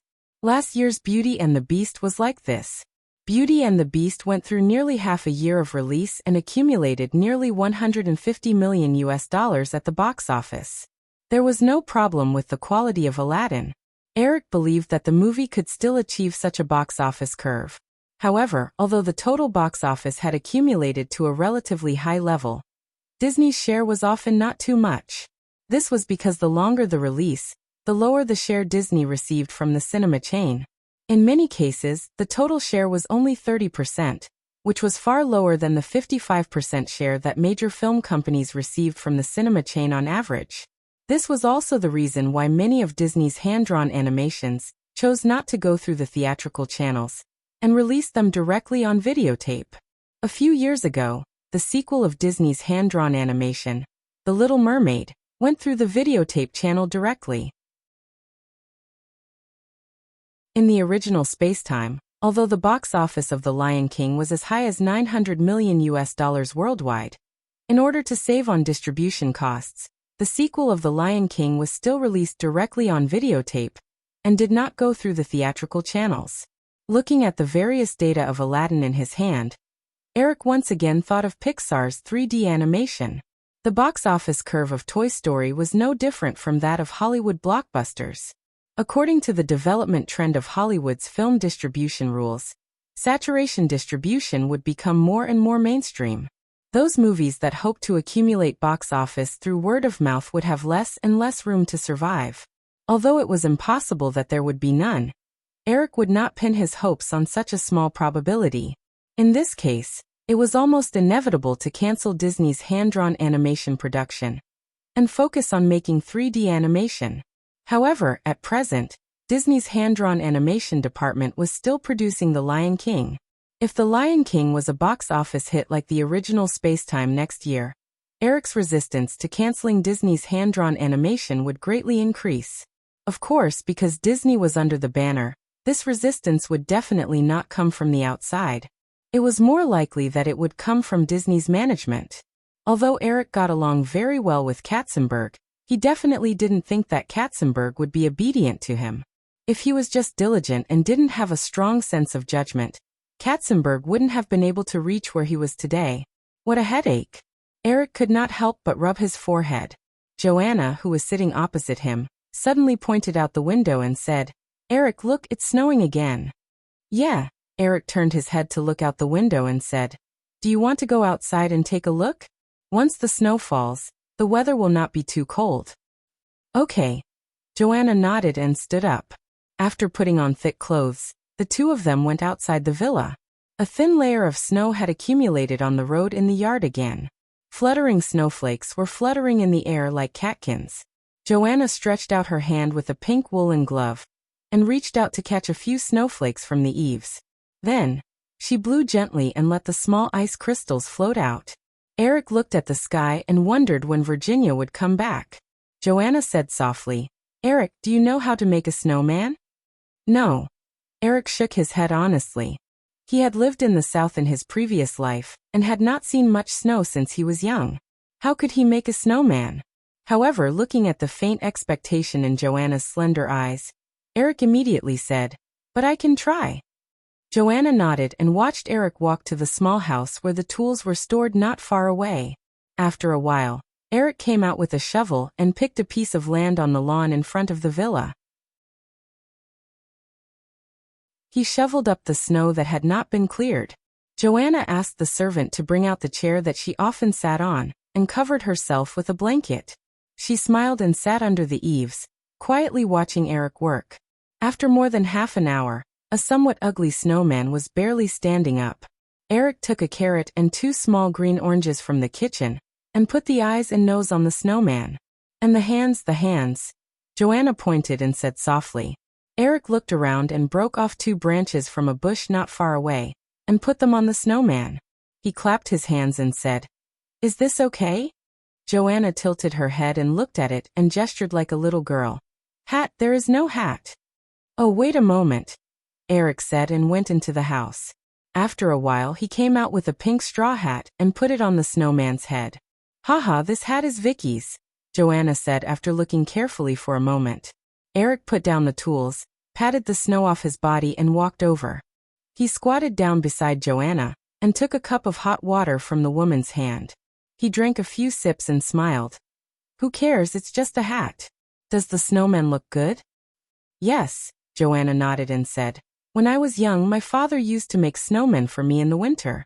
He hasn't done it for many years." Eric heard the nostalgia in Joanna's voice. He took her hand and patted it. "After the baby is born, you can go back to Poland more often, or you can bring them over." "Mom and Dad won't come over. They don't speak English." Joanna shook her head. The two were talking in a low voice when Virginia's Chevrolet commercial car drove into the yard. The little woman, who was still dressed up, got out of the car and ordered the driver and assistant to move things out. She waved at Eric and Joanna and said, "Why are you sitting outside? Aren't you cold?" "Eric just made a snowman." Joanna pointed at the lawn. Virginia looked at where Joanna was pointing, and suddenly looked like a cat whose tail had been stepped on. "Ah, my hat, my Chanel limited edition hat. Eric, you bastard." The little woman yelled and threw herself at the ugly snowman. When Virginia's female assistant saw that her boss was suddenly so agitated, she subconsciously followed beside Virginia and stretched out her arms, ready to support her at any time. Eric also stood up helplessly. Afraid that the woman would fall, he hurriedly stepped on the thick snow on the lawn and walked over. "My hat, it's a Chanel limited edition." Virginia was still shouting as she took the pink straw hat off the snowman's head. She even lifted her small leather boot and kicked the snowman fiercely. In the blink of an eye, she was already in the air. Eric carried the woman in his arms and carefully walked to the eaves before putting her down. Seeing that Virginia was still hugging the hat and glaring at him, Eric reached out and slapped the woman's fleshy part. "Is the hat or the child more important?" "The hat," Virginia blurted out. She paused for half a second before continuing. "Is as important as the child." Eric looked helpless. He turned around and ordered Virginia's assistant to move the things she bought into the house. He pulled the woman into the villa first, and Joanna followed behind them with a smile. After rushing Virginia to change into thick clothes, Eric finally had the time to help the servant tidy up the pile of things that the woman had bought. It wasn't until nighttime that Virginia's temper finally calmed down. After spending a warm Thanksgiving day with the two women, Eric didn't leave. Although the holiday was over quickly, as the boss, Eric absolutely had the right to arrange his own holidays. Of course, other than spending more time with the two women, there were other things. After the Thanksgiving day, the Internet Explorer that had been in development for half a year was finally released. In this era, software mainly relied on floppy disks. Although the company had decided to make IE free, they couldn't give out free floppy disks since they had spent so much money on developing the software.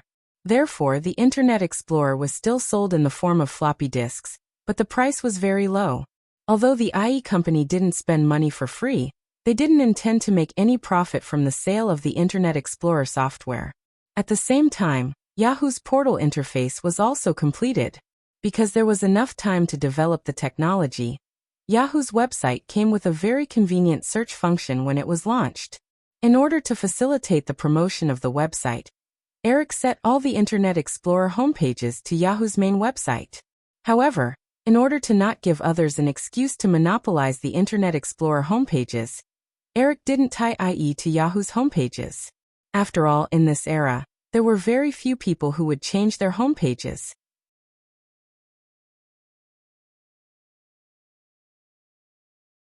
Chapter 502. The appearance of the IE graphical browser had a huge impact on the internet habits of ordinary people. The previous web browser software required complex operations to connect to the internet. This shortcoming prevented most people from becoming internet surfers.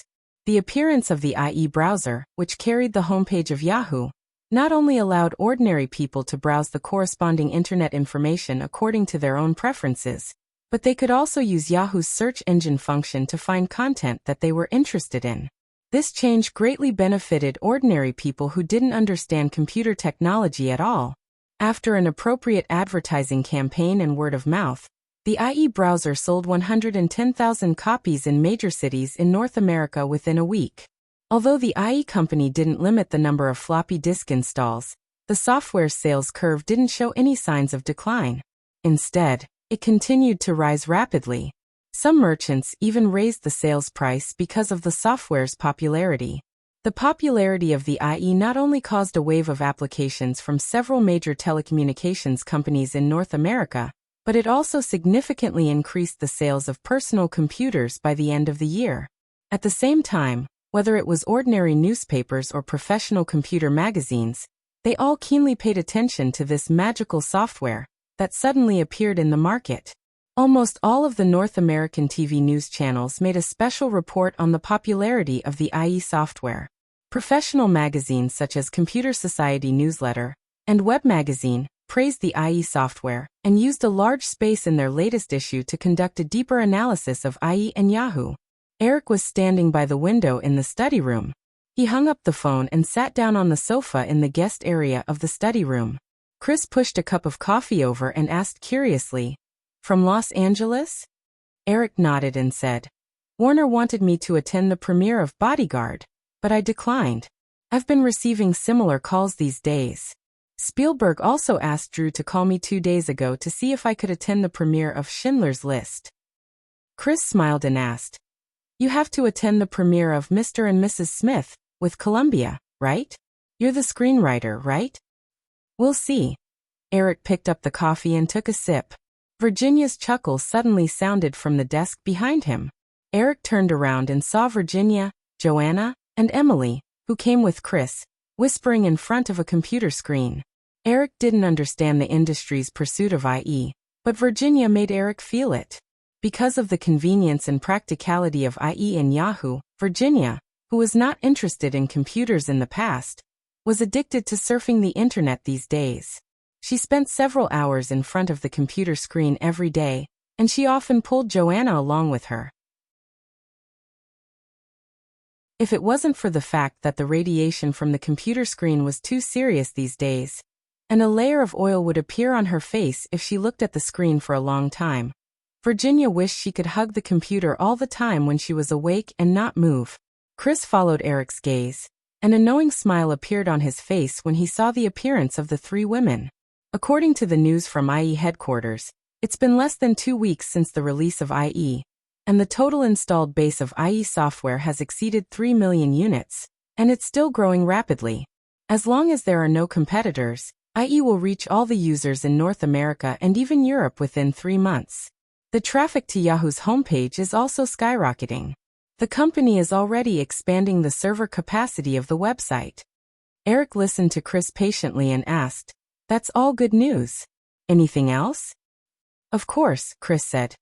"In the past few days, Microsoft, Apple, IBM, and Oracle have all contacted me. They want to invest in acquiring IE and Yahoo. Apple offered a high price of $150 million for the two companies. They obviously want Apple's operating system to monopolize IE software. Other than that, a few major internet service providers have also contacted me. Steve Cass from AOL wants to talk to me in person tomorrow. Eric's total investment in IE, Yahoo, and Hotmail was only about $30 million. If he sold IE and Yahoo to Apple, which offered the highest price, he would be able to earn back his $30 million investment in the blink of an eye. But with the strong expansion of IE and Yahoo, only a fool would sell them. If it were other investors, they would definitely choose to get listed. But before 1995, Eric would never consider this. But AOL is an important pawn in Eric's plans for the internet industry. Steve Cass is interested in these two companies, and Eric cannot ignore him. What is Steve Cass thinking? He hopes to acquire IE and Yahoo, or at least acquire Yahoo. Chris looked at Eric. Based on his understanding of Eric, Chris felt that Eric would not give up either IE or Yahoo to AOL. However, after investing in AOL at the beginning of the year and receiving Firefly's investment, AOL's development had been very fast this year. In Chris's opinion, it is a good choice to give IE and Yahoo to AOL. At this time, AOL had begun to explore the online advertising business. In September, Steve Cass personally negotiated a US $1 million online advertising order. Although for mainstream advertising carriers such as TV stations or print media, a US $1 million advertising fee was nothing. It was not even comparable to the cost of a movie trailer at the Super Bowl. However, for the internet, which was still in its infancy, getting a US $1 million advertising order was definitely a breakthrough. Therefore, it could also be seen that Steve Cass had excellent management ability. Eric could also see some of Chris's thoughts from his expression. He thought for a moment and said, "Chris, do you know why I set up 3 separate companies for browsers, portals, and online mailboxes?" Chris smiled and did not answer. He gestured for Eric to continue. Eric didn't keep him in suspense and continued, "Because the computer and network information industry is very different from the film and television industry that has developed for nearly a century. This is a rising industry and many aspects are still in the embryonic stage. It is very unwise to rashly start to diversify and integrate at this time. Once the company has too many products, it will be difficult to concentrate on one business to the extreme. The development of computer and network technology is quite rapid. If you fall behind a little, it is likely that you will be left far behind by your competitors. So you want these 3 companies to operate separately, and you even rejected Yahoo's suggestion of binding IE to their homepage. You want them to maintain their position and keep their ambition, right?" Eric saw that Chris had guessed his intentions, so he smiled and said, "Yes, my plan is to wait for these companies to become the undisputed hegemons in their respective fields before starting to expand horizontally. This is the safest way to develop. I don't want to set up shop at the beginning, and in the end, all of our businesses can't compete with competitors who are more focused on their businesses, which will lead to failure." "Then what should I say to Steve Cass when he comes over tomorrow?" Chris asked again. "If you really want a reason, just tell him what I just said. Whether it is IE or Yahoo, they can have deeper cooperation with AOL. This is definitely a win-win situation, but acquisition is definitely not possible." As the two were chatting, they heard soft laughter behind them again. Eric turned his head and said, "Hey ladies, what did you see? Share it with us?" "Nothing, Vicky found a joke website." Emily looked up and said. Virginia also looked away from the screen and said to Eric, "Eric, I found something." "What?" Eric leaned back on the sofa with a cup of coffee and asked with a smile. Virginia pointed to the computer screen and said, "Although the information on these websites is varied and interesting, many of them are a bit outdated. We just saw a fashion website that introduced clothing brand information. Some of the information on it was even seen in magazines last year. The news on those news websites is also very outdated." Eric's heart skipped a beat, but he continued to ask calmly, "Then what do you think we should do?" Virginia was puzzled. "What does it have to do with me? They made up such outdated information. I won't look at it in the future." Emily, who was sitting next to Virginia, saw Eric's eyes flashing and said, Eric, you must have thought of something, right? Yeah, Eric nodded and looked at Chris, who was sitting diagonally opposite him, with a look of understanding. He said, Chris also thought of something. Virginia tapped on the keyboard a few times, but her eyes were looking at Eric and Chris. Then say it. It's boring to hide it. Chris looked at Eric and said, I think Yahoo can do its own content. I don't know if Eric thinks so too. In the later stages of the development of web portals, they could be roughly divided into search engine portals and news portals. Although the first type was more promising, the current scale of the internet had not reached the level of developing large-scale search engines. Yahoo's current search technology was enough, so it was undoubtedly a safer choice to go with a web portal that provided news and information services as its main business. Eric nodded and said, Pretty much, but there are so many content sections on Yahoo's main website. It's impossible to do all of them. We can choose to try the ones that internet users are most interested in. Is it? Chris looked at the few people sitting behind the desk and lowered his voice slightly. Is it possible to cooperate with traditional print media? It should be more convenient to get content this way, right? Eric looked at Chris' sneaky expression and immediately knew that he was referring to the News Corporation. His relationship with Elizabeth was no secret to the few people present. Chris made such an expression because he wanted Eric to do it personally. The business scope of the News Corporation covered Australia, Europe, North America, and almost the entire Western world. They own dozens of newspapers, magazines, and a large number of TV stations around the world. If they could reach a cooperation with the News Corporation in content, it would be like adding wings to a tiger for Yahoo. It would be like a tiger flying in an airplane. But now, with Yahoo as an example, there was no way the whale-like News Corporation would be interested in this little loach that had just made a splash on the internet. There was no way they could cooperate with him. Eric did not immediately dismiss Chris' idea. He said, I will find time to talk to Mr. Murdoch, but there is not much hope. Let Yahoo set up its own content editing department. At present, Yahoo does not need to cooperate with a huge media group like the News Corporation. They only need to cooperate with some newspapers and magazines. Then I will go back and ask the Yahoo team to come up with a proposal as soon as possible. Chris nodded. Eric thought for a while and said, One more thing. Since IE and Yahoo have been launched, it is time to do so. As for the equity incentive, I plan to give each company up to 20% of the equity as a reward, but the time to cash it out is 1995. Of course, these are definitely not free gifts. As for how much equity you'll get, you'll have to negotiate with the management teams of the three companies. The main indicators are, of course, the company's market share, the number of users, turnover, patent holdings, company valuation, and so on. It was common for investors to give equity incentives to management teams that had made great contributions to the company. This would not only keep the company's team motivated, but it would also increase the cohesion of the company. Although Chris felt that it was too generous of Eric to give out 20% of the equity, he also knew that this would stimulate the enthusiasm of the three companies to expand. Not to mention, Eric said that it was a maximum of 20%, not a fixed 20%. If the management teams of the three companies did not meet the expectations of the parent company, then the equity incentive would be reduced. If the three companies could maintain their position in the industry, paying 20% to retain such excellent management teams was very cost-effective. Chris began to think about the details of the contracts with the management teams of the three companies.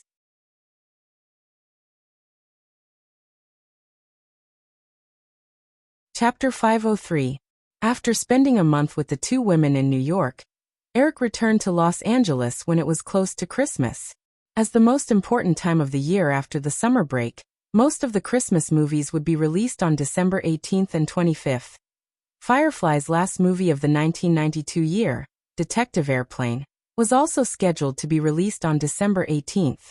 Because Jim Carrey and TG Entertainment couldn't come to an agreement on the pay for the next movie, at the beginning of December, Jim Carrey once again publicly expressed his strong indignation to the entertainment media for being tricked into signing the option contract.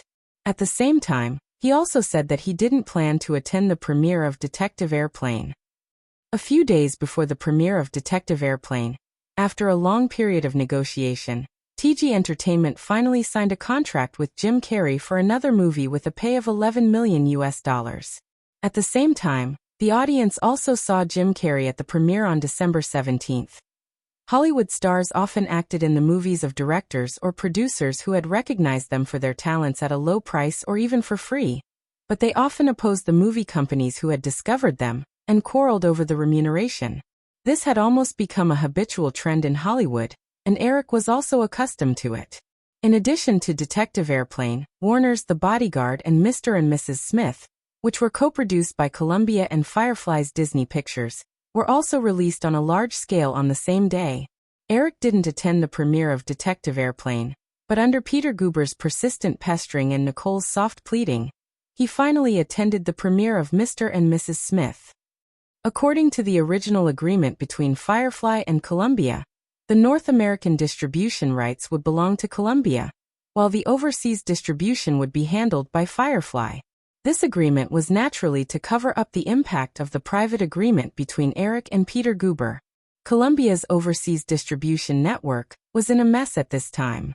If Columbia were to release the movie overseas, the overseas box office of Mr. and Mrs. Smith might even be half of what it was expected to be. Because they were optimistic about the prospects of Mr. and Mrs. Smith, Columbia almost took out all their assets and arranged more than 2,800 screens for Mr. and Mrs. Smith in the first week.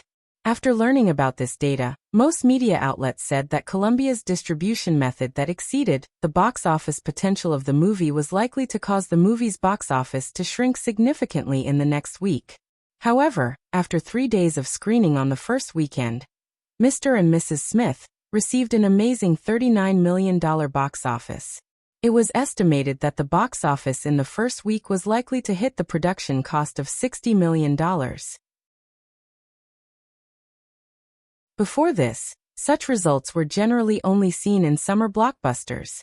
Therefore, one could imagine the shock it brought to the industry. As soon as such results came out, most of the media outlets that were originally pessimistic about Columbia's strategy changed their direction and began to analyze the reasons for the success of Mr. and Mrs. Smith. In addition to the scale of the premiere, the use of Eastern Kung Fu in Mr. and Mrs. Smith, which was completely different from the previous North American action movies, also became the focus of the media. As soon as the 3-day box office for the first weekend of the movie was released, John Woo received more than a dozen cooperation invitations and countless media interview invitations in just a few days.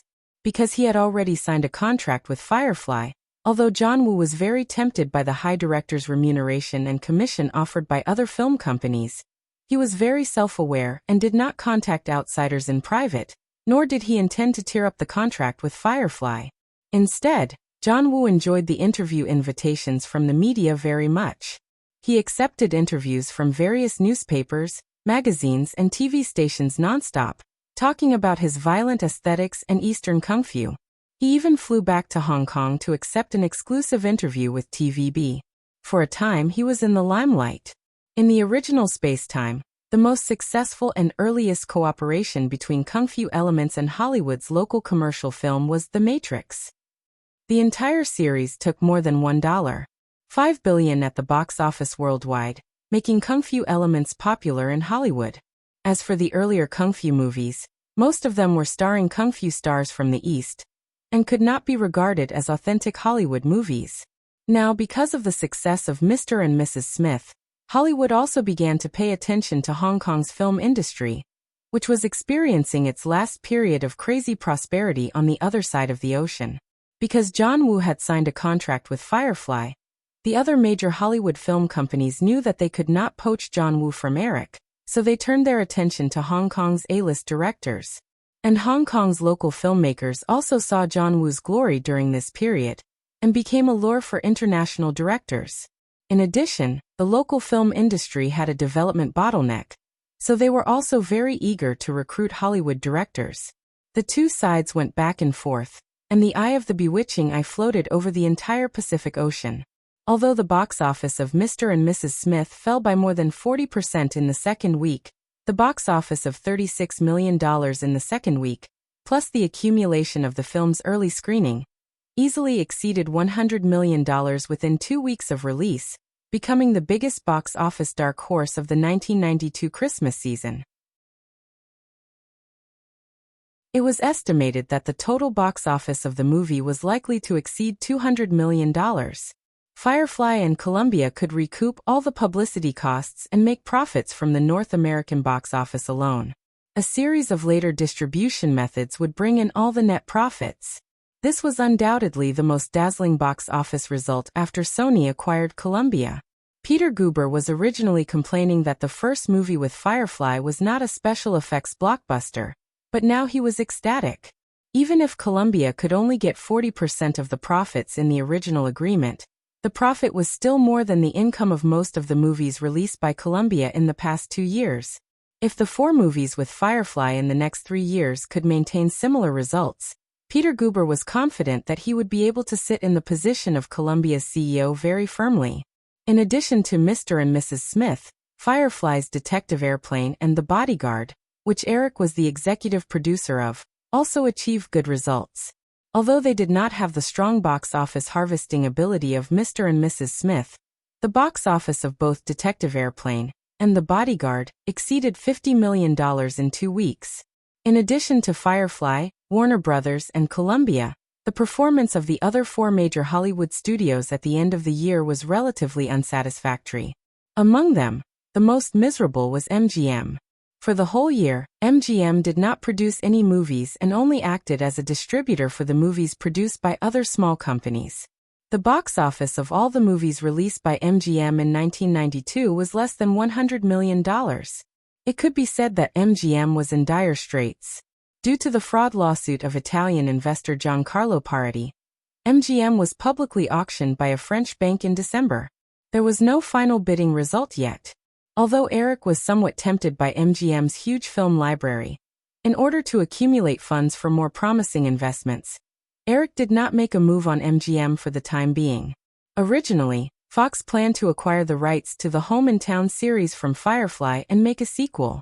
However, although the previous Home and Town was a success, the main character, Stuart Runkle, was now a year older. His luxurious life in the past few years made it seem like he was no longer suitable for acting young and cute in movies. Therefore, the series entered the riskiest stage. This time, Fox offered only 50% of last year's price, but they hoped to get a share of the profits from the Home and Town series. In the end, the two sides failed to reach an agreement. Due to various considerations, the Home and Town series was completely shelved. The several comedy movies that Fox developed on its own did not perform well. Martin Davis of Paramount had been dealing with the possibility of being acquired by Viacom or QVC all year long. He had no interest in the film business at all, so he did not produce any works. Universal was a little better. Under the helm of Michael Eisner, Universal used a low-cost and quantity strategy at the end of the year. In the situation where other film companies only released 1 or 2 works at the end of the year, Universal released 6 films at the end of the year. The screens were all about 1,000 yuan, and appropriate adjustments were made according to the film's performance. People in the industry could see that Michael Eisner did this out of helplessness. He had been in charge of Universal for too short a time, and there was no time to release a big production with a long cycle. In order to improve Universal's business situation as soon as possible and boost the confidence of investors, Michael Eisner came up with this strategy. Except for Schindler's List, the other 5 films were comedies or feature films with an investment of no more than $20 million. Although the box office results were not very good, in the 2 months of Thanksgiving and Christmas, including Schindler's List, the total box office of the 6 films, including Schindler's List, was more than $200 million. It would not be a problem for them to reap another $100 million in box office. The profit prospects were quite good. At the same time, Schindler's List was undoubtedly a big hit at the Oscars. As a film depicting the Holocaust during World War II, and the target was Jewish, the attitude of all the media in North America could almost be described as cautious. There were basically no negative reports about Schindler's List, in print or on TV. Of course, it was definitely not without other voices. For example, some Jewish groups said that Spielberg's film to a certain extent restored the historical facts and used the format of a documentary, but it was still not realistic enough, and the portrayal of the tragedy was not deep enough. Other Jewish critics also said that the best way to deal with the Holocaust was silence, instead of repeatedly promoting it as a victim, which would only increase hatred and sow unpredictable seeds for another conflict. Regardless of the attitude of the outside world, the box office of the film quickly exceeded $40 million with the support of a large number of Jewish people. Universal thought that this would be a project destined to lose money, but the results surprised Michael Eisner, and at the same time, made him more determined to increase his efforts to win over Spielberg. He spent Christmas with Drew and Nicole, who stayed in Los Angeles at the Pointy Corner Manor. During this period, he attended some parties and cocktail parties that he couldn't turn down.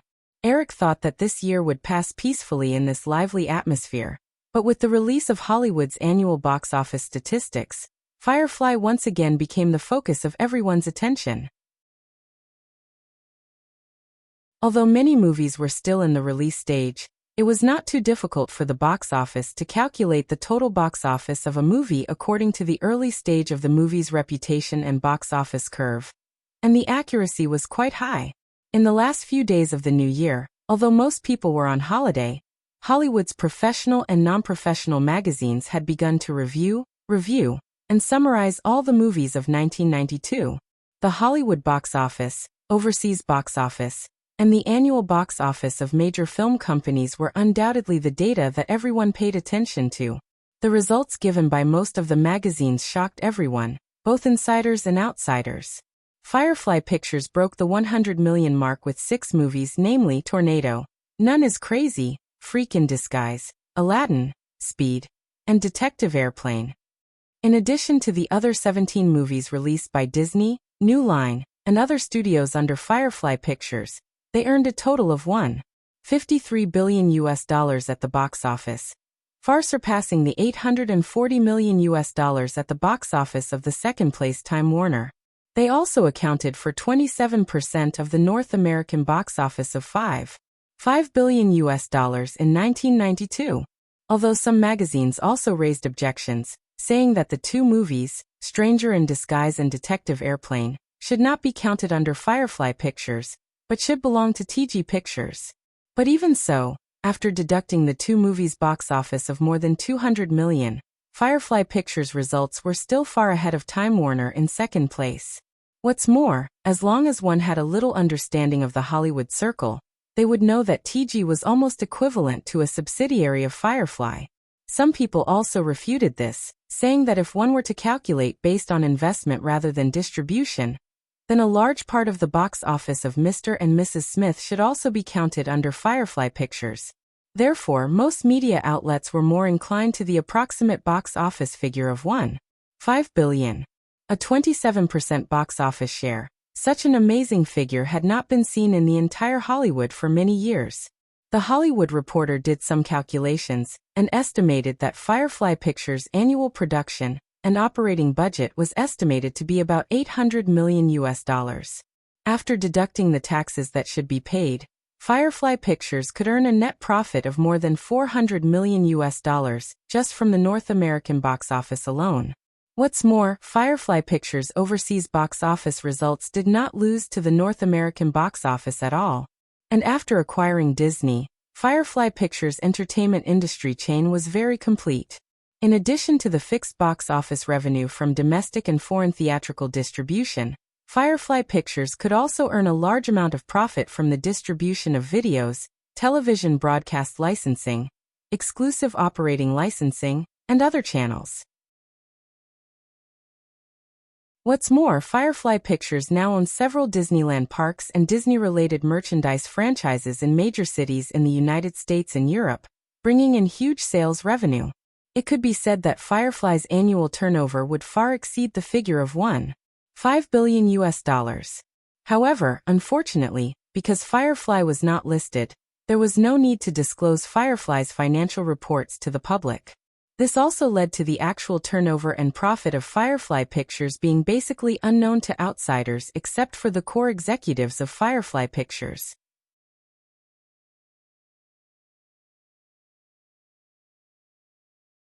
Chapter 504.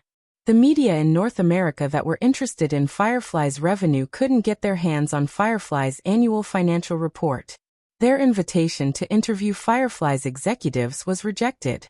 In order to gain more attention, they began to analyze the data they collected from other sources. The data provided by the professional financial media was more reliable, while the non-professional entertainment media did not have much research. They wrote completely according to the model of how to attract attention. For a time, speculations about the operating situation of Firefly Pictures were all over the big and small media. Most of them exaggerated without any basis in order to attract attention, and the sales of these magazines often rose by a lot. In just a few days, Firefly Pictures' annual profits in the media had skyrocketed to as high as $2.6 billion. Even Eric himself didn't know how those magazines calculated it. Jeffrey pushed open the door to Eric's office. He saw Eric sitting in the leather chair with his legs propped up on the dark red desk. He was leisurely flipping through a thick printed document in his hand. Jeffrey knocked on the door again. Eric straightened his posture and put the document in his hand on the table. He then gestured to Jeffrey and said, "Jeffrey, what's the matter?" Jeffrey walked to Eric and sat down. He glanced at the document Eric was reading and asked curiously, "New script?" "No." Eric smiled and pushed the document over. "Take a look." Chris sent it over. Jeffrey curiously picked it up when he heard that it was from his son. He found out that it was a contract about the equity incentive plan for IE's management. After flipping through a few pages, Jeffrey felt a little dizzy and stopped reading. It was just a contract, but there were more than 110 pages. It was like a thick book. The clauses were more complicated than the contracts signed by Hollywood stars. "I discussed it with Chris over Thanksgiving. We plan to give IE, Yahoo, and Hotmail's management 20% equity incentive based on their performance in 1995. This is the draft contract Chris sent me," Eric explained when he saw Jeffrey put down the document. Based on IE and Yahoo's speed of market expansion, the market value of these two companies had exceeded $100 million. Therefore, a 20% equity incentive plan was not a small matter. Chris negotiated with the management of the three companies for a month before reaching an agreement. Furthermore, the terms and conditions of the contract were detailed. It was more than 100 pages long. Even Eric was surprised when he first saw it. However, after reading it, he felt that there were no unfounded clauses in the contract. Chris must have spent a lot of effort on this.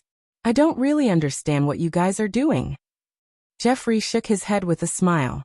"Carolyn has already prepared the annual financial report. Take a look at it first." As he spoke, Jeffrey handed Eric the documents he had brought with him when he had walked in. "Oh, that's fast. I thought it would take another week," Eric said. The new year had just passed, and it had been less than a week since the holidays. Eric did not expect the finance department to be so efficient. "I specifically urged Carolyn a few times," Jeffrey said as he looked at Eric flipping through the document. "It's so chaotic outside. I feel that the sooner we finish the report, the sooner we can rest assured. Eric, should we ask Carolyn to hold a press conference and leak some information to the public? Otherwise, the media won't stop." Eric looked down at Firefly's financial report for 1992 and said, "They have already touted Firefly's annual profit to $2.6 billion. Anyone with half a brain knows that this is nonsense. Let them guess. We don't have the obligation to satisfy their curiosity." Jeffrey smiled and said with satisfaction, "Although $2.6 billion is a little ridiculous, if the North American and overseas film and entertainment market continues to expand at the current rate, perhaps Firefly will reach this level in a few years." "Of course, it's only a matter of time," Eric said. Firefly's current main profitable businesses included film and entertainment, peripheral products, theme parks, and television business. Unlike more than a decade later, film and entertainment profits would only account for a small percentage of the media group's revenue. The film and entertainment revenue of the 7 major Hollywood film companies was still the most important source of profit. In Firefly's financial report for 1992, the total revenue of film and entertainment, including the North American box office, overseas box office, and video distribution was $4.2 billion. Although the overseas box office accounted for the highest share, reaching $1.8 billion, the profit margin of the overseas box office was the lowest. After deducting the share of the overseas cinema companies and the distribution budget, the profit margin of the overseas box office was only 14%, about $250 million. The profit margin of the North American box office was higher, with $1.5 billion of North American box office revenue. After deducting the publicity and production costs, Firefly could earn a total of $520 million. Finally, the profit margin of the video distribution was the highest. Because it was self-distributed, Firefly's profit of $900 million after deducting the distribution costs was $580 million. This figure was almost the same as the box office revenue, and it was even higher than the North American box office revenue. However, this was not too surprising. As early as the late 1980s, the video revenue of the major film companies had been equal to the box office revenue. Next, the revenue of the peripheral products mainly relied on Disney's stores. After the acquisition of Disney, Firefly handed over the development of the peripheral products of Toy Story, which was a box office hit last year, to the relevant departments of Disney. Therefore, the sales of Disney's stores this year were $1.6 billion, with a total profit of $330 million. The revenue of the theme parks and resorts was $3.7 billion, but because of the huge operating costs, the profit margin was only about 10%, resulting in a revenue of $360 million. In addition, the finance department included the revenue of Firefly's TV series licensing into the television business. Together with the TV shows Friends, The X-Files, and Who Will Be a Millionaire, as well as Firefly's 10% stake in Fox, the total profit was $720 million. If operating expenses were not taken into account at all of the above profits added up to a total of $2.76 billion, which was indeed similar to the $2.6 billion annual profit touted by the media. However, although some costs had been deducted from this figure, the salaries of the thousands of employees in Firefly's system and other hardware and software expenses were still quite large. Firefly also had to provide a continuous stream of technology research and development funds for its digital domain and Pixar's technical department.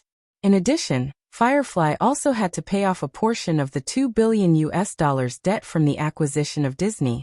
After these expenses were deducted, the $2.76 billion profit was only about $1.5 billion. This did not include the profits that Firefly would eventually pocket. Don't forget that the business tax rate of North American companies was 35%.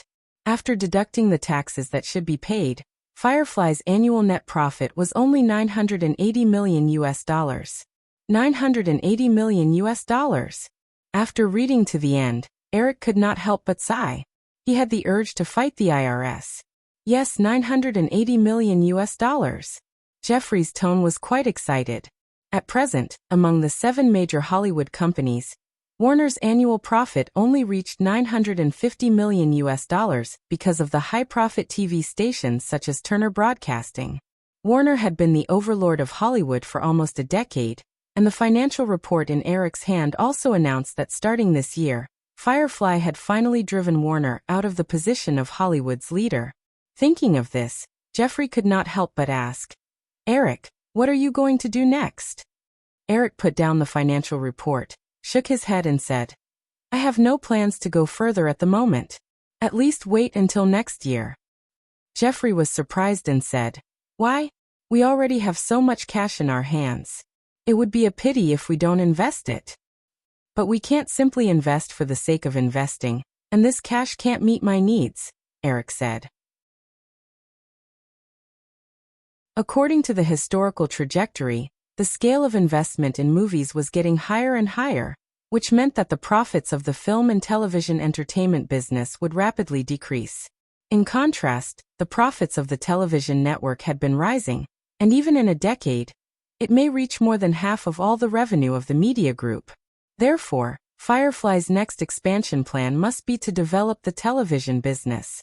However, although the three major television networks in North America had not yet fallen into the hands of media groups, and the market value had not begun to skyrocket, the price to acquire them would still not be too low. It was not so easy to encounter a second oil crisis like the Gulf War. Eric did not want to borrow heavily from investment institutions, so the best way was of course to accumulate funds with his own strength. Although the profits of Firefly this year have made the company excited, as long as next year's Jurassic Park can achieve the sensational effect and record-breaking box office as in the original Spacetime, then Firefly's profits will skyrocket again next year. At that time, as long as some other operations are carried out, Firefly will definitely be able to raise enough funds to spend on the acquisition of the television network. Eric was talking to Jeffrey about his future plans when Alan knocked on the office door a few times and walked in after getting permission.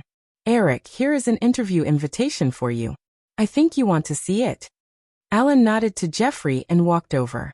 Eric had some doubts. He had already told Alan to turn down all the interview invitations from the media. Since Alan still sent the invitation to him, it would definitely not be a simple invitation. Forbes magazine? Eric saw the interview invitation and raised his eyebrows in surprise. He had a bad feeling in his heart. Alan nodded, but his expression was quite happy. "This is an invitation personally sent by Steve Forbes, the editor-in-chief of Forbes magazine, and there is some information below." Eric nodded, but continued to read. Forbes launched a sensational list of America's richest people in the early 1980s, and since 1985, with the rapid rise of the Walmart supermarket chain, Sam Walton, the founder of Walmart, occupied the position of the richest person in the United States. Unfortunately, Sam Walton passed away in April last year, and his wealth of more than $20 billion was equally distributed to his wife and several children. Under such circumstances, although the Walton family was still the richest family in the United States, in terms of personal wealth, no one in the Walton family could become the richest person in North America. At this time, in the information attached to the interview invitation, the total valuation of Firefly Pictures was estimated at $10.5 billion. Forbes magazine also estimated Eric's net worth at $9.5 billion based on the information collected from various sources, excluding the debts of Firefly Pictures and the assets of Firefly Investments, and estimated that Eric's net worth at $9.5 billion. This figure was enough for him to take the first place on the list of North America's richest people. In the original Spacetime, in 1995, Bill Gates' net worth soared with the success of Win 95, and he topped the list of North America's richest people, with a net worth of more than $12 billion. But now, the North American economy had not begun to recover, and with the death of Sam Walton, who had created a business miracle, Eric's net worth of $9.5 billion was enough to take the top spot. Eric currently controlled more than 98% of Firefly's assets. The shares of Firefly that Jeffrey and Michael Lynn originally held were also diluted after the acquisition of Disney. Jeffrey's share was only 1%, and Michael Lynn's was even less. Pixar's executives John Lasseter, Ed Kamal, and Stan Winston, who was in charge of the digital domain, only held some shares of their respective subsidiaries. Therefore, it could be said that Eric owned almost all of Firefly. If Firefly was a listed company, with this year's performance, after the annual financial report was released, its market value would easily exceed the $10.5 billion valuation given by Forbes magazine. But Forbes magazine obviously knew the strong uncertainty of film and television investment, so the valuation given was relatively accurate. And this figure minus the debt of Firefly Pictures was obviously the net worth of Eric through this company. However, Eric also had some other investments in the high-tech industry. After Cisco's expansion and M&A, the number of shares held by Firefly Investments decreased slightly, but it still maintained a 36% stake. Cisco's current market value was about $1 billion, and this was the most valuable business that Firefly Investments currently owned. Forbes magazine obviously did not find out about the $1 billion cash reserves in Firefly Investments. So $5 billion was indeed more in line with Eric's current net worth on the surface.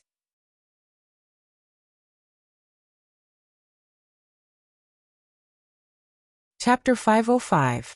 Eric lowered his head to look at the information. And on the other side, Alan explained the matter to Jeffrey in a low voice. Eric, this is a good thing. Although I think $5 billion is an underestimate, you can talk to Steve Forbes personally. I'm sure they'll be willing to give you a more accurate figure, Jeffrey said with a smile after listening to Alan. Most Westerners were more inclined to show off their wealth. Although there were a lot of low-profile people like the Orientals, Jeffrey was obviously not that kind of person. Eric did not mind being ranked first on the Forbes list. After all, in the United States, where capital was king, huge wealth meant huge power. Although the huge sum of money obtained from the oil crisis was somewhat speculative, there was nothing illegal about it. Eric's current wealth could withstand anyone's doubts. But in the future, with his experience from his previous life, Eric was confident that he could seize most of the opportunities to create huge wealth in the next few years. He could also easily avoid possible crises, such as the internet wave, the Asian financial crisis, or the more long-term subprime mortgage crisis. After such repeated accumulation, Eric even felt that his wealth might have accumulated to the point where he could rival a country in the truest sense. That would be truly shocking to ordinary people. Thinking of this, not only did Eric feel excited, but he also felt an inexplicable, uncontrollable fear. Eric, what's wrong? Jeffrey noticed Eric's expression and asked in confusion. Eric came back to his senses and said, "Nothing, I just suddenly thought of something messy." Having known Eric for a few years, Jeffrey was quite familiar with his personality. After thinking for a while, he understood. He pointed at the invitation letter in front of Eric and asked, "You don't want that position?" "Yeah," Eric nodded and said. "I suddenly remembered a report I read before. It said that in 1985, Forbes magazine suddenly selected Sam Walton as the richest man in the United States. In the following months, this old man, who used to live a very peaceful life, was harassed by countless reporters for a few months. That's not a big deal, but he and his family encountered more than a dozen attempted kidnappings within half a year." Jeffrey smiled and said, "Haven't you always been very good at personal security? I don't think you need to worry about that. As for the media's attention, we're in the entertainment industry. Of course, the more attention we get, the better."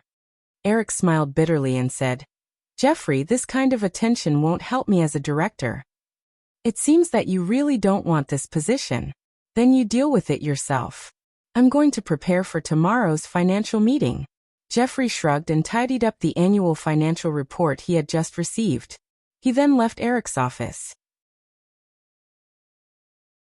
Eric turned a pencil in his hand and thought for a moment before he said to Alan, "Help me make an appointment with Steve Forbes, the editor-in-chief of Forbes magazine.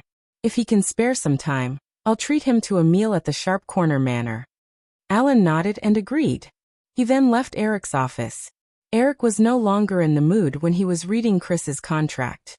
He frowned and lowered his head to think, while he casually wrote and drew meaningless words on the draft paper. More than 10 minutes later, Alan knocked on the door and came in again. "Eric, Mr. Steve Forbes said he can come this Saturday." After a middle-aged man in his 40s with glasses got out of the car, he looked up slightly like many people at the silver shell-shaped building in front of him. When he saw the young man not far away walking towards him, he quickly collected his thoughts and greeted him with a smile. "Hello, Mr. Forbes." Eric enthusiastically reached out his hand to the other man. Steve Forbes smiled and shook the other man's hand. "Mr. Williams, nice to meet you." After Firefly bought Disney last year, Forbes began to pay attention to Eric and spent a lot of resources to collect information about Eric. When Steve Forbes saw the information collected by his subordinates for the first time, he even felt that it was unreal. A young man who was only 22 years old had created a fortune of nearly $10 billion from scratch in just over 4 years. Coupled with the death of Sam Walton last year, the next richest man in the United States suddenly became the target of many people's attention. Steve Forbes keenly felt that Eric's matter was likely to be another big piece of news announced by Forbes magazine. So he personally sent an interview invitation and related information to Eric. However, he did not expect the young billionaire to invite him back so quickly. The two exchanged a few simple words. Eric made a gesture of invitation and said, "Please come with me, Mr. Forbes." In the dining room, the servants served a sumptuous lunch one after another, then quietly left. After chatting for a while, Steve Forbes' tone became more familiar. "Eric, I heard that you personally designed this place?" Eric wasn't in a hurry to get down to business. He shook his head and said with a smile, "That's a little exaggerated. I only drew a sketch. The main design was done by Mr. Frank Gehry himself. He's a very talented architect." "That's true. I've also seen some of Frank Gehry's works. They're very imaginative," Steve Forbes echoed. But he had other thoughts in his mind. Although the two had only interacted for a few minutes, Steve Forbes felt that the company's initial assessment of Eric's character was somewhat different. The company had originally thought that Eric would be a flamboyant person like Oracle's CEO, Larry Ellison, who loved to be in the limelight. However, after a short interaction, Steve Forbes felt that Eric was much more stable and reserved than he had imagined. At the same time, he also understood the purpose of Eric's invitation. The two chatted casually about various topics. When lunch was about to end, Eric said, "Steve, actually, I was very surprised when I saw the information from Forbes magazine. I remember that a few months ago, some media outlets also investigated my current net worth. At that time, they gave a figure of about $5 billion. Steve Forbes knew that this was the main topic. He said confidently, "How can those magazines' information channels and analytical ability be compared to Forbes? I am confident that even if the data we gave is not very accurate, it should not be too far off." "Yes, that's why I said that I was very surprised at that time. After all, Firefly is not a listed company, and not many people have noticed Firefly's investment. I did not expect Forbes magazine to be able to do such a detailed analysis. However, Steve, I have a presumptuous request for inviting you this time." Although Steve Forbes had already guessed the result, he motioned for Eric to continue without batting an eyelid. "I hope that this year and in the future, my wealth on Forbes' list of America's richest people will still be the vague figures given by ordinary media outlets. For example, this time, $5 billion USD is a very good figure. I don't want my position on the list to be too conspicuous." Steve Forbes didn't seem surprised at all. Obviously, this wasn't the first time he had heard such a request. "Eric, perhaps there's something you don't know. In addition to being the CEO of the Forbes Corporation, I'm also one of the board members of the National Taxpayers Alliance. In addition to supervising and restricting tax policies and fighting for the interests of taxpayers, the Taxpayers Alliance also has the obligation to provide some necessary data to the IRS. There were two things that Americans could not avoid in their lives: death and taxes. In the past, people who had made similar requests to Steve Forbes had done so because they needed to avoid taxes. Steve Forbes obviously saw Eric as one of those people. When Eric heard Steve Forbes's words, he immediately understood that this was the difference between the East and the West. If the person sitting opposite him was an Asian, his first reaction would definitely not be in the direction of tax avoidance. "Steve, even if this matter didn't happen, Fireflies would definitely be the focus of the IRS's surveillance. Everyone knows these things. I've never thought of using illegal means to avoid tax. Eric, if this is the case, then I don't understand why you are doing this. I feel that being at the top of the list is not a bad thing for you." Eric smiled and said, "Steve, if you really need a reason, just think of it as me wanting to keep a low profile." Steve Forbes could not help but stare at Eric.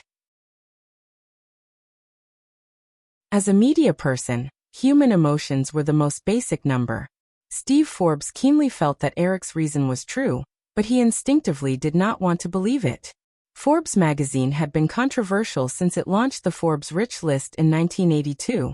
Although it had received many requests like Eric's to hide their wealth, more rich people had publicly and privately criticized Forbes for underestimating their wealth. Although Forbes had always boasted of its professionalism and uncompromising spirit, in fact, It was impossible to insist on these things. After all, Forbes was a financial magazine, and its target audience was the billionaires. If they wanted to survive and get enough information from these billionaires, they had to build a good relationship with them. The social network of the billionaires was complicated, and if they offended one of them, they would unknowingly offend a large number of them.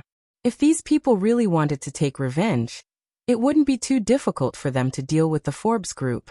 After thinking for a while, Steve Forbes finally made up his mind and said, "Eric, $5 billion is too low. Forbes is a very professional magazine. It can't give out figures based on speculation like those entertainment media. If it is published, it will definitely affect the credibility of Forbes magazine. So the most I can promise you is that you will not be at the top of the list." Eric thought for a while and agreed. People's attention was often focused on the name at the top of the list. Just like in Eric's memory, the world's richest man, Bill Gates, the richest man in the world, but few people paid attention to a Mexican telecommunications tycoon who often appeared at the second place. Since Steve Forbes had promised him, Eric certainly had to return the favor. "Thank you for your understanding, Steve. In return, Firefly Pictures can sign a long-term advertising cooperation agreement with Forbes. I will ask the publicity department to contact your company as soon as possible." The two sides had no relationship before. If he just made a promise like, "I owe you a favor," it would be too insincere. Moreover, as a movie company, Firefly spent hundreds of millions of USD on advertising every year for their movies. In addition to Forbes magazine, there were other newspapers and magazines under the Forbes group. These were the main channels for film promotion. Therefore, signing a long-term advertising agreement with Firefly was a win-win situation. Steve Forbes had a knowing look on his face. With a faint smile on his face, he reached out and picked up the goblet on the table. "Then Eric, I wish us a happy cooperation." Eric was stunned and quickly understood. He smiled and raised his goblet. Happy cooperation. 3 days after Steve Forbes left, Forbes sent Eric a revised figure. The original figure of $9.5 billion was reduced to $7 billion. The planned interview with Eric was also cancelled. Although the 5th place was still a bit eye-catching, it was definitely not as eye-catching as the new richest man after Sam Walton. After solving this problem, Eric began to make plans for other things. In the following period, in addition to being busy with the post-production of Jurassic Park and the daily affairs of Firefly, Eric spent a lot of time communicating with Chris. Chris also took the time to fly to Los Angeles to talk with Eric several times. Soon Firefly Investments began to transfer its shares of Cisco. As a high-tech company that had been closely watched by Wall Street investors, Cisco's development in the past 2 years had been very strong. When they learned that Firefly Investments was transferring its shares of Cisco, a large number of investors began to contact Chris. However, when they found out something, they quickly gave up in disappointment. You're tuning in to the Earbook Haven YouTube channel. Don't forget to subscribe and join us on this journey to catch the most captivating stories.